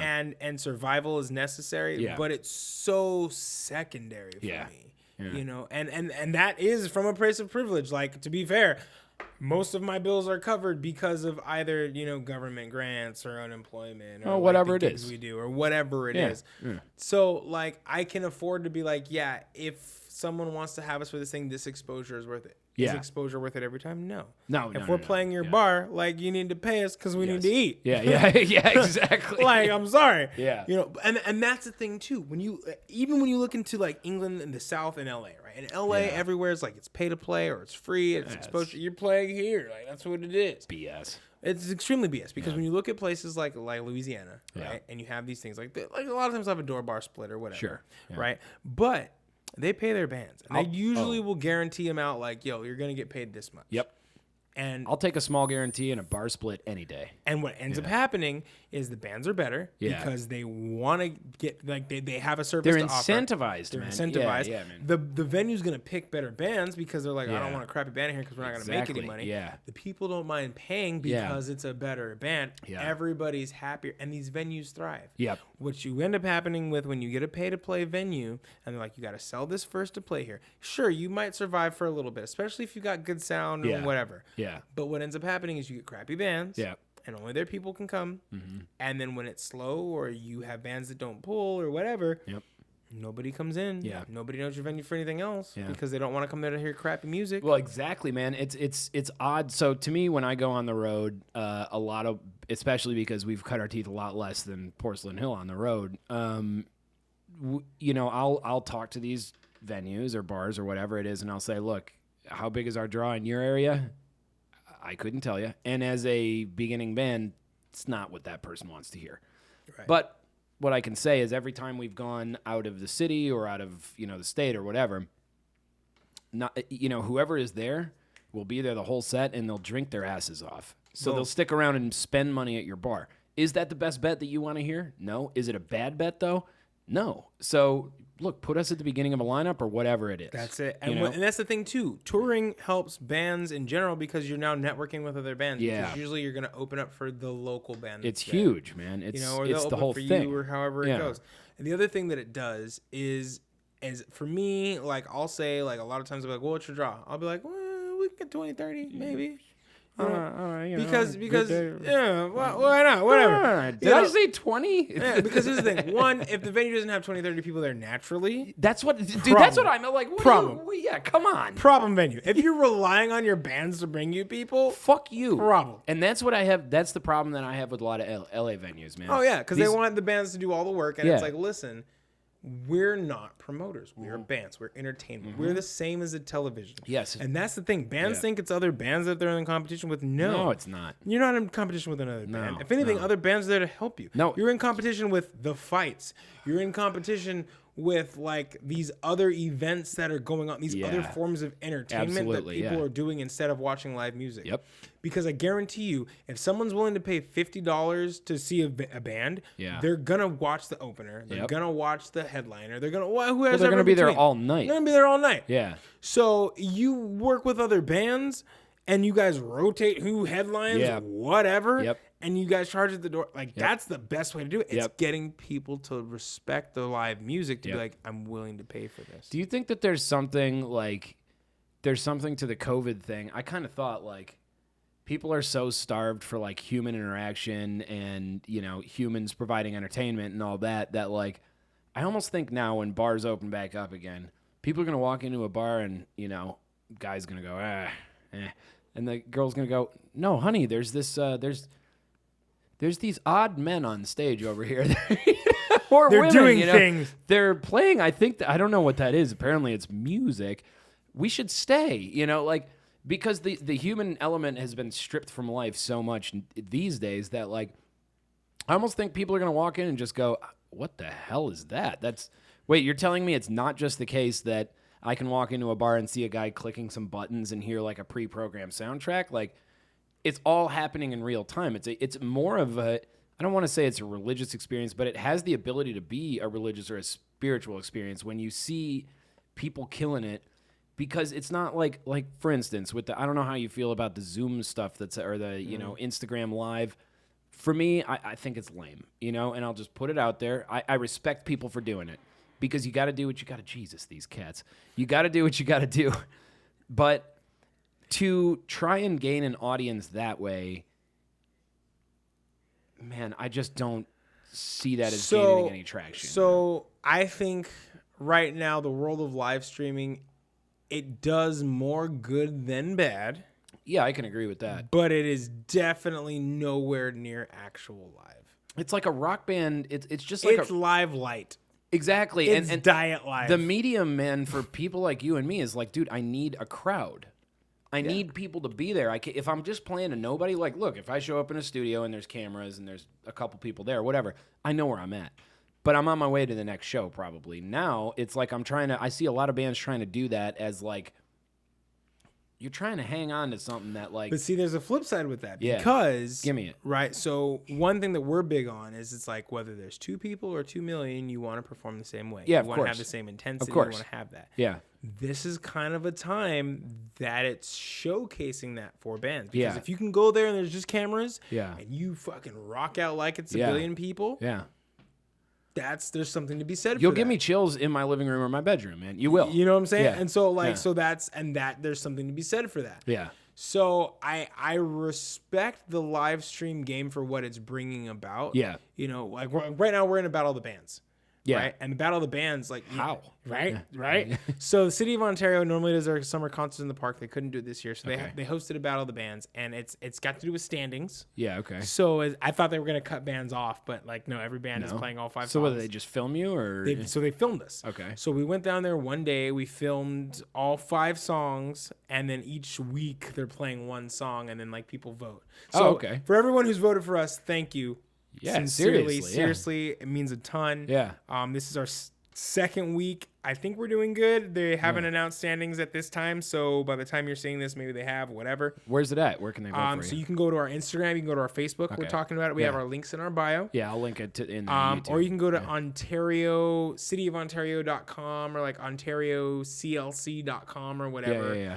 Like I said, all the links are on our Instagram and Facebook. And yeah, dude, and like they had a budget for it because I mean like they had a stage. I'm gonna say I was just thinking, I'm like, oh my god, it's so much more expensive to do this So stuff. that's the thing. So we had a full stage. They had like stationary cameras. They had people roving around with cameras on like Badass. the Ghiblis or whatever they're called. Like Can I see it somewhere? Oh yeah, you can go on YouTube right now. Yeah. You can type in Battle of the Bands Ontario and like Porcelain Hill. Like it'll all come up. And, Okay. like, I'd love to go watch it. Yeah. Yeah. So we're on there. They had a drone. They had a boom camera. Oh, that's cool. Dude, it was That's cool. dope. And like, That's a okay, legit so setup, they yeah. had flames, but not when we were performing. And I'm really sad about that. Like the guy, like they had like. All right. As So- soon as you start your guitar solo, just flames in the back, fireworks, smoke. Yeah, no. It was like when they had the guy talking about it. He was like, "This is the Battle of the Bands." Yeah. And I'm like, "That's cool," but where were those flames when we were performing? Yeah, like you leave them for the musicians probably. But but it is what it is. But no, we had a cool. great time. It was really fun. Yeah, it's badass. Hopefully they used the right takes. Yeah. Because You did multiple takes. So it was 2 takes each song. So they played a click to time you in, and then they took it out. So you got the click to kind of get your bearings for it. Get you going, yeah. And then you go for it, and then you had 2 takes, and that was all you got. Really? And it was good. I think we did well. Yeah. There was definitely for like our 3rd week song and our 4th week song, Like there was one take that was significantly better. Oh. And it's one of those things where like we told them, we're like, hey, like please use this take because it's like the important one. We think they did. We're gonna find out. You don't have any Because control that's the thing, they're over not that, sending though. us anything, so we don't know. Yeah. If they didn't, and it's our crappy take, Yeah. I'm gonna be upset. Yeah. But also, I'm gonna be like, that's not our best take. Like, why would you? Why would you use this other one? Why would Yeah. you use this? Hey, for all you know, the guy who was choosing the takes was eating Fritos, and he just, he's getting paid hourly or whatever. I mean, you never know. Like, Yeah. So again, like we made notes of it. I think they're gonna use the light ones. I'm having faith. But but it is what it is. Yeah. But anyways, so people who want to see us perform live-ish, follow us on Instagram. Oh, and you Facebook guys are. Yeah, you at guys Porcelain are Hill.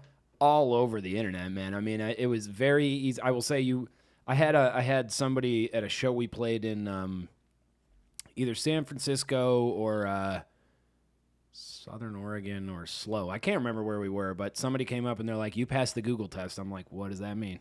She's like, "I Googled you and I found you." I'm like, "Oh, well, good." And I will say I went on YouTube very easily, Porcelain Hill, bunch of videos. It's all you guys, and that's great. That is kind of important now. It is. It is. SE or search engine optimization, SEO or whatever. Yeah. Well, I do want to ask you, with the future of the music industry at least uncertain, and to a lot of people, I think to a lot of people it looks perilous. I don't think it does to you, and to me it doesn't really either. But it is at least in a state of flux. Where do you see things going from here? Because venues are shutting down. So here's the thing that I see. People Yeah. like live music. Yes. So one way or another, there will be live venues or live venue in which new live music will be able to entertain people. Yeah. Somehow, some way, it will be kept alive. Yeah. Not as prevalent as some other things, Yeah. but for sure there's going to be outlets for it. Yeah. On top of that, I think that streaming will get bigger. Yeah. I do think that live streaming and performing sets live will be more popular, which I'm both for and against. It's cool. You want a little more? Yeah, I'll take a little bit. There we go, buddy. Yeah, I ain't got to drive for a while. Cheers, so I'll be man. all right. It's Cheers been a indeed. while. Indeed. Yeah, I think we'll be all right. I think that for me, when I look at the future of live music, I think it's more bright than it's not. Yeah. More, Why though? so because people need it. Because not even just need it, but people want it. Yeah. And I think that They might need it. I think they need it. Yeah. I know I need it. Yeah. I But- for sure need it, right. man. I've been going crazy. Both as a performer, entertainer, and also as a consumer of it. Yeah. But I think that the big thing is like, depending on how streaming services go and how popular that gets and how much that fills the need for people, Yeah. that's gonna be determinant kinda of how these venues go. Yeah. Because if people are having these live streams and they're taking them in and they're like, "Oh yeah, I saw this band live. They streamed the other night. It was Right. great. It was good." Right. Then live music is not going to be as prevalent. It'll be dead. It'll not dead, Yeah. but it'll definitely not be as prevalent because live streaming is the thing. But if people can monetize it, because that's the thing, if people can't monetize it, it's not going to happen. It as won't be a often. thing. Yeah. So if we can find ways to monetize it, people will do it. Yeah. You know. It's a freaky situation, man, because I remember actually, seeing as how we have a mutual friend in Taylor from Graves in the Bad Weather. Graves in the Bad Weather, exactly, Taylor Barasoff. He was the one who, man, I was like, dude, all these venues are going to shut down. What the fuck are we going to do? And he's like, well, they weren't. But what were they given to you before? And I was like, not much, as it turns out, And he was just like, look, the idea is, where they leave, someone else comes in. And maybe like the weirdest thing to me, as we were talking about before, is LA venues don't like, the thing is the whiskey, for instance, it's where the Doors got their start. Yeah. It's where Steppenwolf got their start. It's Yeah. a lot of bands Like their whole thing was, and back when they got their start, the whiskey would just be like, hey, Doors, you guys want to just play here like 5 nights a week? And they'd be like, yeah, okay, we'll pay you X, we'll give you drinks, blah, blah, blah. You know? Except for Jim Morrison, we're gonna cut him off at a certain point. he'll drink Big us facts. out of business. Yeah. But you know, the whole thing is like, look, we'll just pay you this money, and so there's a viable economical, option for them. And then at a certain point, they just said, hey, anybody who could. They got so desperate that they said anybody who can bring 50 friends again. And now it's just crappy, and so their reputation's gone.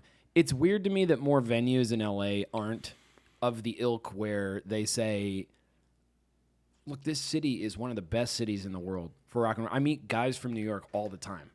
Guys, and I use that colloquially, guys and girls, like people from New York all the time who are just like, look, you think New York's awesome. People come to LA for music. They do, which yeah. is funny because they don't understand how it is. They don't know.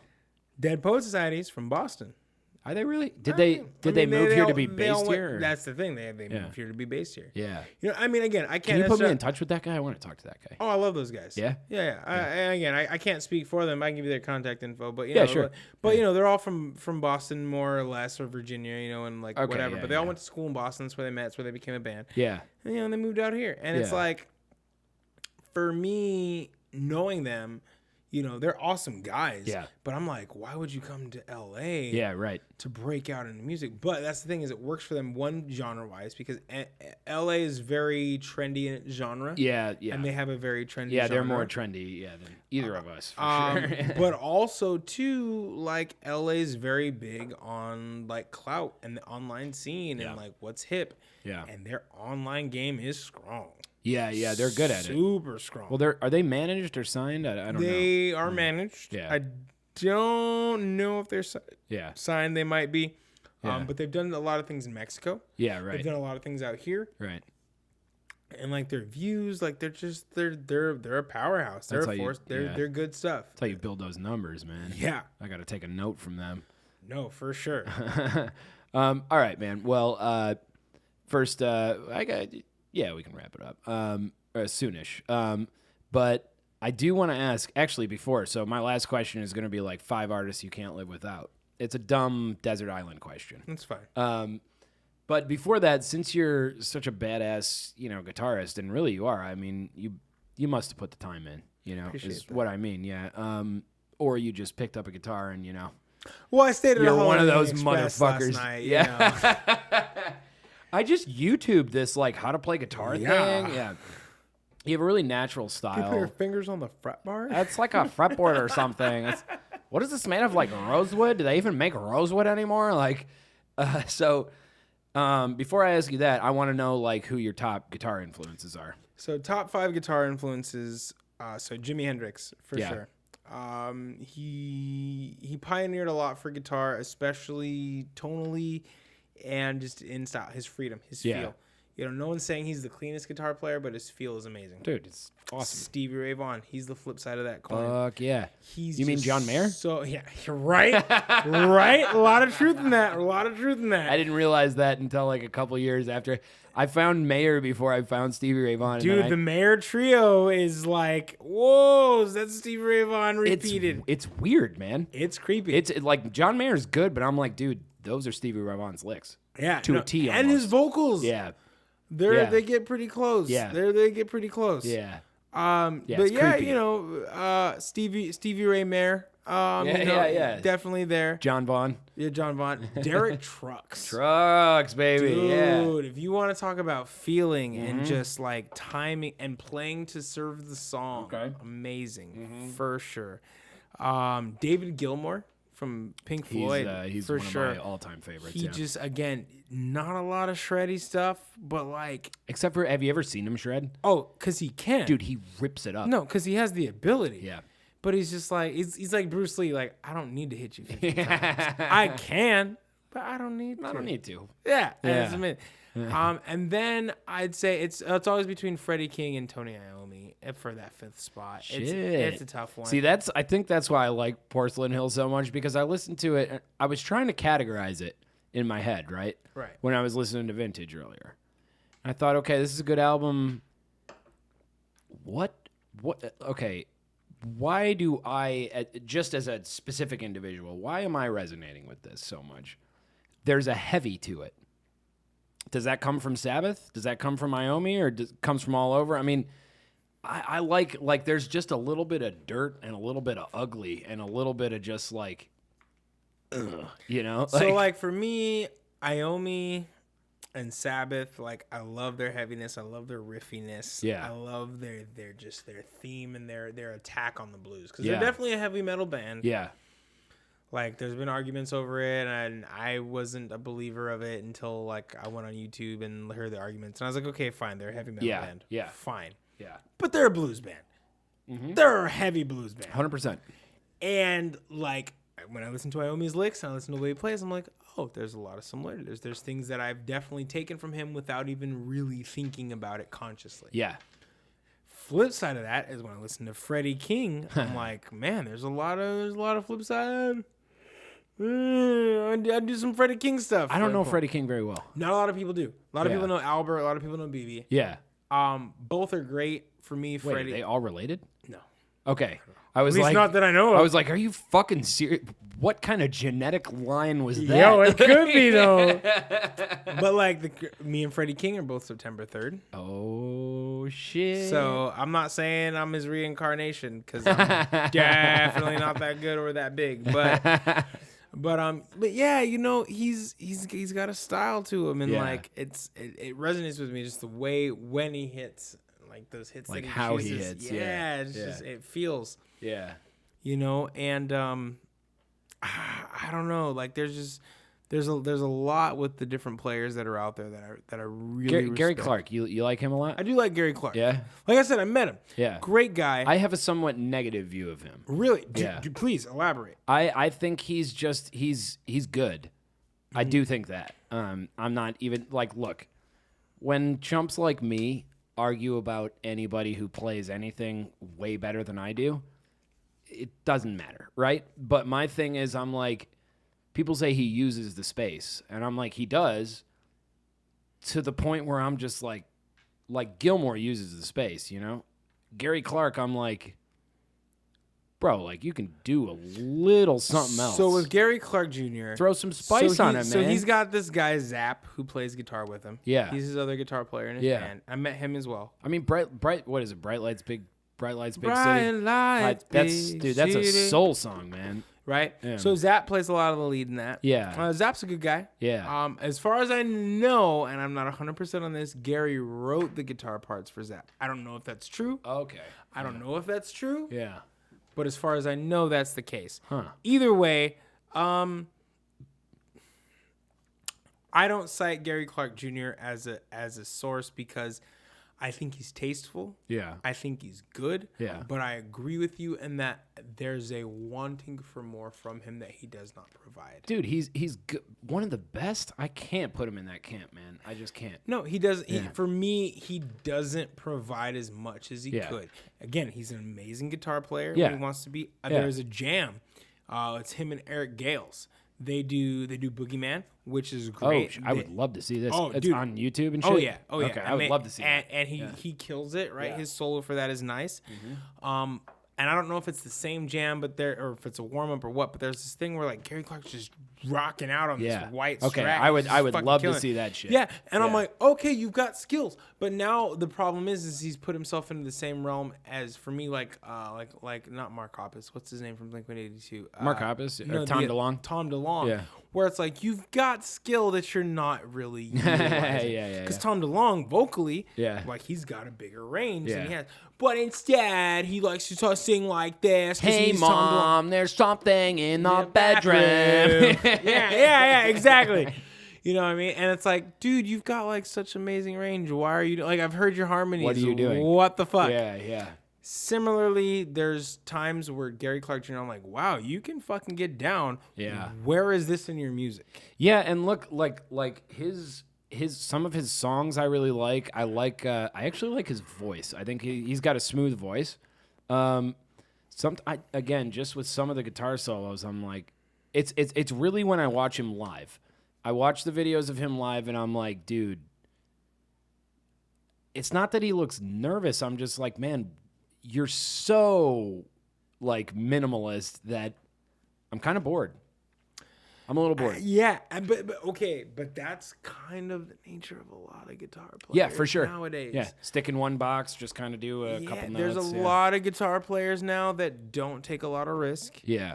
And they play very safe. That's boring. And they don't do a You lot throw of your fucking guitar behind your back, motherfucker. Yeah, I mean, That was one of the coolest things I saw you do at Rafa's Lounge in Echo Park. God knows if that place still exists. For now, it does. Yeah, I fucking love Rafa.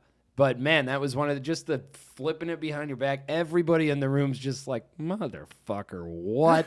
And you're still ripping a good solo. Like, dude, hey, Stevie Ray Vaughan could do it. I could do it. take some fucking risk, though. You know, Yeah, like you believe in that. But that's the thing. Not only that, but it's like one of those things. Like there's an element to performance with music. Yeah. You know, and for me, Well, you burn a room on fire, dude.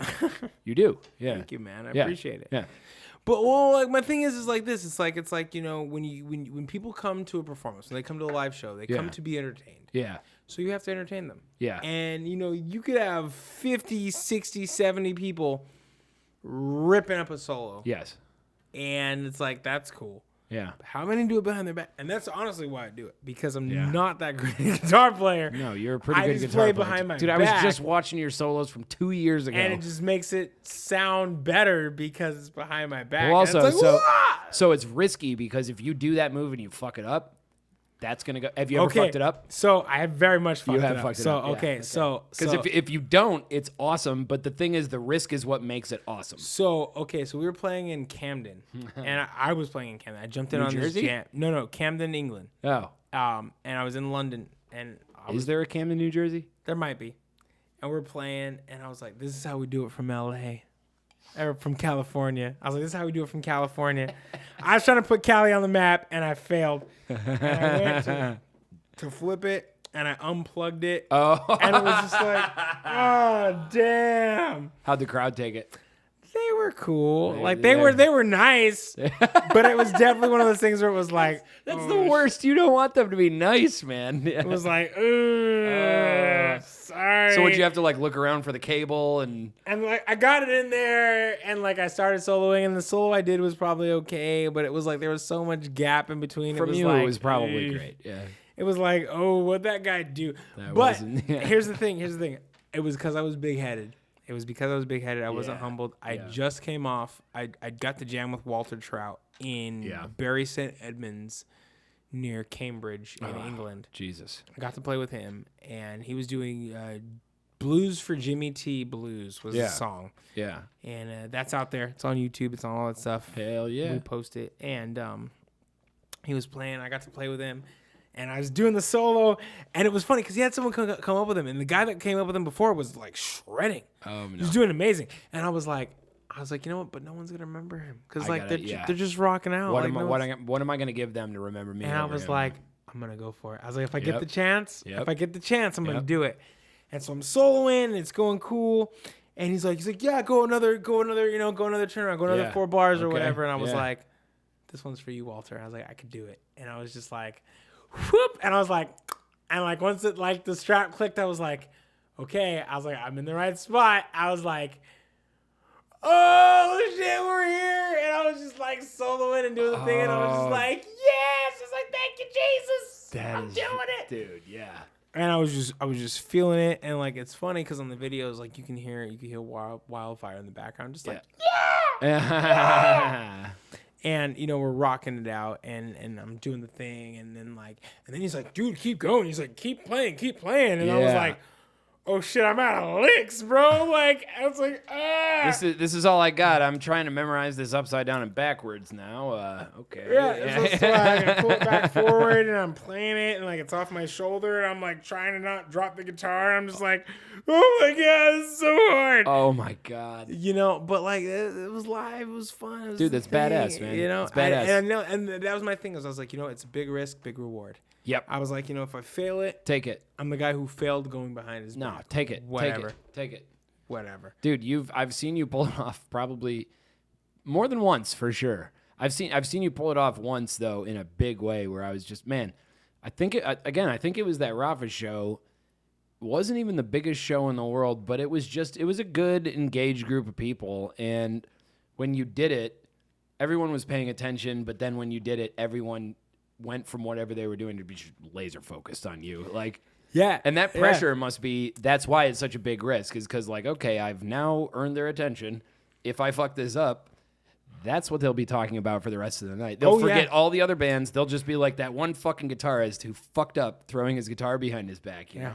But if you pull it off, that's what they'll be talking about for the rest of the night. And, like, for me, like, you know, it's not that I crave the attention. I mean, as a performer, sure, there's a part of me that You're a does. lead singer and a lead guitarist. Like, yeah, there's a part of me that loves attention. Like, I can't escape that. I wouldn't give you trying to escape You that. know what I'm saying? So, Like, yeah, I love attention. I'm the same guy. But there's a level to it where it's like there's a respectful level and there's like me being big headed about it and like you know, and for You don't me, do it in a big headed way though. and I try not to. No. I really try not to because for me, it's very much a give and take. Yeah, And exactly. like, yeah, the guitar's behind my back and I'm doing some badass shit, whatever. Yeah. But A, I have to nail it. Yeah. And B, I still have to play to the song and serve something so that you can have a good time. Yeah, And but if also you- when you're doing it, you can clearly see that you are vibing off the crowd, which is vibing off you, which is vibing off the crowd, which is it's this reciprocal give and take that that's exactly it. yeah, That's exactly. it contributes to a very magical kind of moment, man. And I really do, man. I don't know what the future of this city is or this region, but I really do. You know, first off, I'm going to be doing some underground shows. You know, you want to do some shit, but with masks, and you know, but you know, I'm sorry, I'm looking at this dummy. What's up, cat? You're the one making noise. There's a cat. There's a cat here. You guys can't see it. Cat in the There's- presence. There's a feline. This is the most And we're skittish trying of the to cats, love. too. We're trying to love on this feline. She's trying to love on us, I think. I don't know if she's gonna. Yeah, she's like, yo. Oh. Darnell's got the touch. Careful of that one. She can be. Wow. Yeah, she can be skittish. I got a little bit. I got. You Just, did. You got more than most people get. I got some of the whisker. She's We're going back for seconds. Yeah, she's. All right. I'm afraid for you, man. You value your fingers? Mostly. Oh, okay. She's onto it. She's into it. She's like, yo, these hands, they the way she's looking at you too is just I know, like, it's great. It's just like, what the hell is going on? Is this affection? Is this what affection is? it's fine. All right, so I got a last question for you. It's a fun question though. Fun question. And it's a question that you can't answer correctly. So those are the most fun questions. cool. I'm about it. Desert Island, man. It's not about albums. It's not about guitarists. It's not about musicians. It's about artists. So a band or a singular artist, whatever you want. 5 artists who you can take to a desert island. You are allowed to listen to anything they've made. I'll open it up to, man, if they've featured on other shit, you can listen to that shit too, right? You can't listen to anything else, though. So I swear to God, if you hit the stand, cat. Anyway, so you go to a desert island. You can't listen to anything else. You can take these 5 artists. So it could be the 5 most influential artists for you, or it could be the 5 that you're interested in today. Tomorrow, your answer will be different than it is today. Yeah. Whatever. You get a couple honorable mentions. So today, I would say this. I would say Tedeschi Trucks for sure. Yeah, you were telling me that's like Yeah. your Tedeschi favorite band. Trucks is for sure my favorite band of all time. Yeah. Derek, if you ever want to jam, I'm down. Let's do it. I would Let's love to make see it that happen. jam. I promise I won't let you down. I'll make it worth it. Since when is Tedeschi Trucks your favorite band? For like the past 4 years. Okay. Past 4 years. They have a pretty big band, right? Oh yeah, they have 2 drummers. 7 people. So they have or- 2 drummers. They have Derek. They have Susan. Yeah. They have let's see. They have horn player, Oh, 7 was an keys, bass. I feel like no, they're not. They're more than a 9. I think there's like one other person. We'll say like some. Oh yeah, they have a percussionist. Jesus. So it's at least 10. So it's at least 10 that I know That's a shit ton of people. of. That's a lot of people. But they just so much. They rip. For me, their music perfected. Yeah. Like there's not much that they do that I'm like, ew. Very clean band, too. Very. Yeah. I love them. Like Yeah. there's all there, and they have heavy stuff. They have light stuff. They've got like, Do I Look Worried versus Midnight in Harlem? Two very different feels. Yeah. And it's just like, Derek Trucks, man, he's kind of a god. oh, these he's a days. beast. Yeah. Derek Trucks is a beast. Yeah. So that's for sure one of my bands. So it's for sure Tedeschi. Tedeschi Trucks. Okay. Yeah, not Tedeschi. Yeah, I grew up saying Tedeschi. A lot of people did. As far as I know, it's Tedeschi. If I'm wrong, Susan, I apologize first and foremost. I love your music, so I apologize. Secondly, I think you're right. No one's told me anything, so No, blame that's them. the only thing I'm saying is, are you correct? I feel like I am. I feel like I am. Multiple people have been like, dude, love you, man, but Tedeschi, don't say it with the Tedeschi. It's not Tedeschi. I'm like, okay, for sure. I don't know. Yeah, I'm pretty sure it's Tedeschi. Yeah, okay. Second artist would be My Chemical Romance. Okay. For sure. I'm so surprised by that. A lot of people are. Yeah. They disappeared. They came back. They're very I thought influential. Black Parade was great. Yeah. It was such a great album. Yeah. This is such a great album. Yeah, top to Weapons of Mass Destruction was also a great album. Yeah. That they put Is that out. the one with I'm Not Okay? No, that was that's Three the Cheers for Sweet Revenge. Okay, yeah, I believe yeah. is on that one. Yeah, that's like the first one. Dude, they're great. They're a great band. You are not the first, like... Okay. You're not the first musician I really highly respect to say My Chemical Romance. Yeah, no, they're I a good find that band. really funny. So here's the thing. They're a great band, Yeah. but you really have to dissect them. Yeah.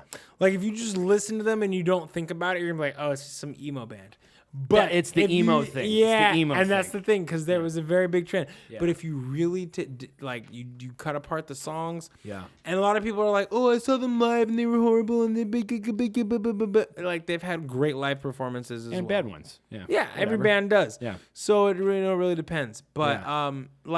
even their the Tired Lives of the Something Killjoys, TSKJ or whatever. Did they get you while you were young, or is it a nostalgic? I or mean, is it there's a bit of that. There's a bit Okay. of that because Yeah. it was definitely junior high school. So I'm like a big Green Day, Blink-182, right, Sum 41. right. Yeah. So there's definitely some of that, and then Yeah. like their music videos for me are like iconic. And The Black Parade one, I could still probably tell you how it goes. Black yeah. Parade, Yeah. Helena, Yeah. Ghost of You. Yep. Hold on. I Don't Love You. Like, oh Black, my God. Black Parade was the one, though, that when I was a young boy, my father took it. And the chord progression's actually really good. Yeah. The production's amazing. I mean, the video was well done. Like, Oh, it was the amazing. explosions It's and amazing. the guy. It's on it, also yeah. like very similar to the graduation song, which is Yeah. awesome for them for their Yeah, choice. right. They're honestly, and Gerard Way's range, Yeah. very similar to Queen. And Yeah. a lot of people sleep on that, but I'm telling you, if Huh. you really listen to My Chem, very similar to Queen. I used to compare them to, like, AFI a little bit. That's because they got along with AFI Them and the Used. Them and Davey. Yeah. Yeah, Yeah, him- the Used for sure. Yeah, the Used, and they did a cover of Under Pressure, which was Oh, yeah. That's phenomenal. why. That's why. You're right. You're right. phenomenal with the Used. It's Yeah. good stuff. Is that why people make the Queen Under comparison? Pressure. That's one of the reasons why. But honestly, Gerard's vocal range, it is very similar to. Is he Freddie a trained Mercury's. motherfucker? He is. He's got skills. Yeah. He's got skills. Yeah. Does he use it live? Not as much as he could. No. I was just wondering if he was trained or educated. But I based on what I hear, he is. Yeah, right. You know, and that's the thing. It's very operatic and it's very theatrical. And It's just extremely theatrical, yeah. so good. Yeah, it reminds so me of good. Matt Bellamy a lot. Oh, yeah. for sure. I've seen live a couple times. Yeah. Third, if we're talking, Ooh, we got Tedeschi, we got My Chem. I would say Jimmy. Okay. Jimi Hendrix, I would put. I would also put Black. I was gonna Sabbath. say Jimmy Eat World. No, Jimi Hendrix. I would say Jimi Hendrix and Black Sabbath. Okay. For sure, I would be okay with both of those because Okay. they both have enough of a catalog I was gonna say I can't question you on either of those. that I would just get Yeah. lost in. How much does My Chem have? Like for a catalog? So I'm not super No, familiar it's here. okay. So for a catalog, they have. So for me, they have Three Cheers for Sweet Revenge. They have the Black Parade. They have Yeah. Weapons of Mass Destruction, and they have the Death of the Black Parade, which Okay. is like a similar album, but it's like some different. Yeah. So those 4 albums, works, EPs, whatever you want to call them, alone provide enough music that I'm like, I'm about this. Yeah. I'm very much about this. Yeah.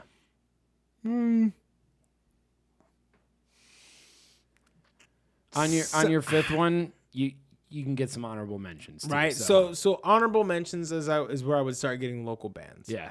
Right. So there's this band, The Absurd. They're pretty dope. I've never heard of them. They've got this song called Wolf, which is phenomenal. Huh. There's this band, Robert I'm John flattered. and Wreck. Robert John and Wreck is dope, dude. They get down. I think you and Graves in the Bad Weather turned me on to them. Yeah, they get down. There's this band, Graves in the Bad Weather. They get down. Dead Poet Society.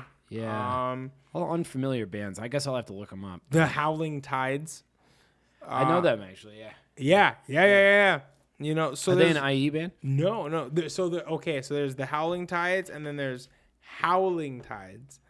Oh. I know. There's the and then without the Oh the. no. Yes. Oh. So without the V is an Unfortunate. IE. So without the V is IE, and I don't want to say they're horrible But they are because clearly that's if you're rude. saying that. Because that's rude. No, if you're saying that they but are. They are. I would from what I You're checked. allowed to judge. Here's the thing. I checked them out. I was not impressed. You're also allowed to judge. Yeah. Well, and they were giving a lot of crap to our friends, the Howling Tides Yeah. from England, Yeah. who were amazing. Yeah. Were amazing. No, man. Yeah. And I'm just like, no. Like, You're you allowed guys to gotta- say what you want, man. Yeah. So you know, there's that. For the fifth one, Floyd has a place in my heart, but like so does Wu-Tang. Wu-Tang. Wu-Tang Clan. I'm down with Wu-Tang, all man. day. They ain't Wu-Tang's nothing- the shit. They ain't nothing to fuck with. No. Wu-Tang Clan ain't nothing to fuck with. Dude, are you a hip hop guy? Are you a rap guy? I at all? love hip hop. Yeah? I love Yeah. rap for sure. I love music in general. Yeah. And Wu-Tang's got some bangers. Yeah. Banger. Early 90s rap in general. I was more like growing up, Bangers. more like a 3-6 and Bone Thugs. Oh, boom. Just like, hey, we're stoned. We listen to R&B. Right? Also, we like rap. Wolfpack. Wolfpack I can dig. Right? They get And down. I'm glad. I mean, I understand. Look, when my buddy introduced me to Wolfpack, he was like, "Hey, check these guys out." And I listened to him. I'm like, "These guys are lame." That was my initial opinion, and he's like, "No, listen to more." And so I did, and I was like, "These guys are killer musicians." Like it wasn't what I listened to. You know, And that's the thing, right? So Some of their Wolfpack is a lyrics good and shit, I'm example just like, eh. of being a great musician, they're so good. but not a good songwriter. Yeah. And it's not anything against them. Well, the lyrics I are love just like 1612. you know, 1612. Like, that's my thing. and 1612. Like, that's the code to my heart. got that Antoine Like feel. that Antoine Stanley, What's like that, dog, like What's that other one? The one that I he's on the scene. oh, He's a funky duck. He's drinking baby, I don't Ovaltine. know. It's not Antoine. It's Oh, it's the other. It's Corey the, Wong. It's the big fella. Yeah. Oh yeah, put it in my pocket, put it in my pocket, that's in my back pocket? put it in my pocket, But in my pocket, in my back baby, I don't know. pocket. Baby, I don't know what I'm gonna do with you. Yeah, that was my favorite one. Yeah, no, and that's what I'm saying. They get down. They get down really They're hard, a man. musician's Yeah. band. They're a musician's I band. had this dude Sean Leon here, who's one of the best guitarists I've ever met. He knows all this jazz theory. He also gets down with blues. He's a goofball. And he's also really fucking good. And I don't asked doubt him, it. like, dude, I was just like, Wolfpack. He's like, oh, fuck Wolfpack. I'm like, for sure, man. But, like, they're so good. And they also play with one another so well. You know, like, look, I mean... You can get a crowd to do a 3-part harmony. Yeah. Like, bro. Yeah, you're exactly, solid. exactly. Like, solid. Check out Wolfpack live in Yeah. Madison Square Gardens. They get the crowd That to do a Madison 3 Square Garden like, is ridiculous. put it in my pocket, put it in my pocket, in my back pocket, put it in my pocket, in my pocket, in my back pocket. Oh. So we got your top 5 is Tedeschi trucks. Tedeschi Trucks. My Chem. My Chem, for sure. Who else do we have? Jimi Hendrix. Jimi Hendrix. Gotta have him in there. Sabbath. Sabbath. And your number 5. You didn't actually get one. I know. I gave a lot of. You got a lot of mentions. shout outs. Yeah. A lot of shout outs. Final honorable mention. If you gotta pick out one. Honestly, Queen. Yeah? Honestly, Queen. So you're into the theatrical shit. I am. And truth be told, like, That makes sense. so not only is Freddie Mercury for me like such an influence as a vocalist, Yeah. even though I sing nothing like him. I was But like, no offense, you are an actually amazing singer, but like Freddie Mercury. Right? I appreciate it. But Freddie Mercury, but the way he approaches it and his talent is amazing. You just like his maybe bombast and his ability to kind of project. And then the songwriting is really good. Yeah. There's so much good to take from them that it's like I can't not. I think Queen's an amazing band, man. Yeah. Yeah, I really do. Brian May is like one of my favorites. I met a buddy who had one of Brian May's kind of guitars or whatever. I love it, except for the fact that there are so many switches and knobs on this thing that I have no idea how to make it sound good. It's like a jazz master. What's the fucking Yeah, exactly. What's the configuration? It's like a Jaguar, man. I mean, Yeah. You're just like, oh, I got all. It's like trying to make a girl orgasm, you know? There's like just so much to it. I know there's a secret code. Is it You're like, right, is it this, left? is it this, is it that, is it, what is it, what is this? And is this the right button, is it what? There's no way I'm going to get this right. Yeah. Well, I mean, I'm just shooting in the dark. You don't know if colloquially, it's going me, okay. you know, I mean, I'll get it right. Some other people might struggle, but hey, ladies and gentlemen. All right, man. Let's wrap her on up. Let's wrap it up. I think let's do it. Let's do it. You got any final words for the people? Choose love. Whatever you do, I don't care what it is. I don't care what the argument is. I don't care what the question is. I don't care what the problem is. Choose the most loving way to approach it, and you will be in the right. More times than not. Better words have never been spoken, man. It's been great to have you. It's been great to be here. Yeah, seriously. All right. Cheers, everybody. Goodbye. Clink. Edit that in with the sound thing, and then it sounds natural, and then, Cool. Solid. That was that was a good stretch. They always, that's the thing. They always end up being, That's how it is. At this point, I shouldn't be surprised. All right, oh my God, I have to pee. Holy shit, how do I have to pee this much? Always. Because we've been drinking. I feel you on that. You suggested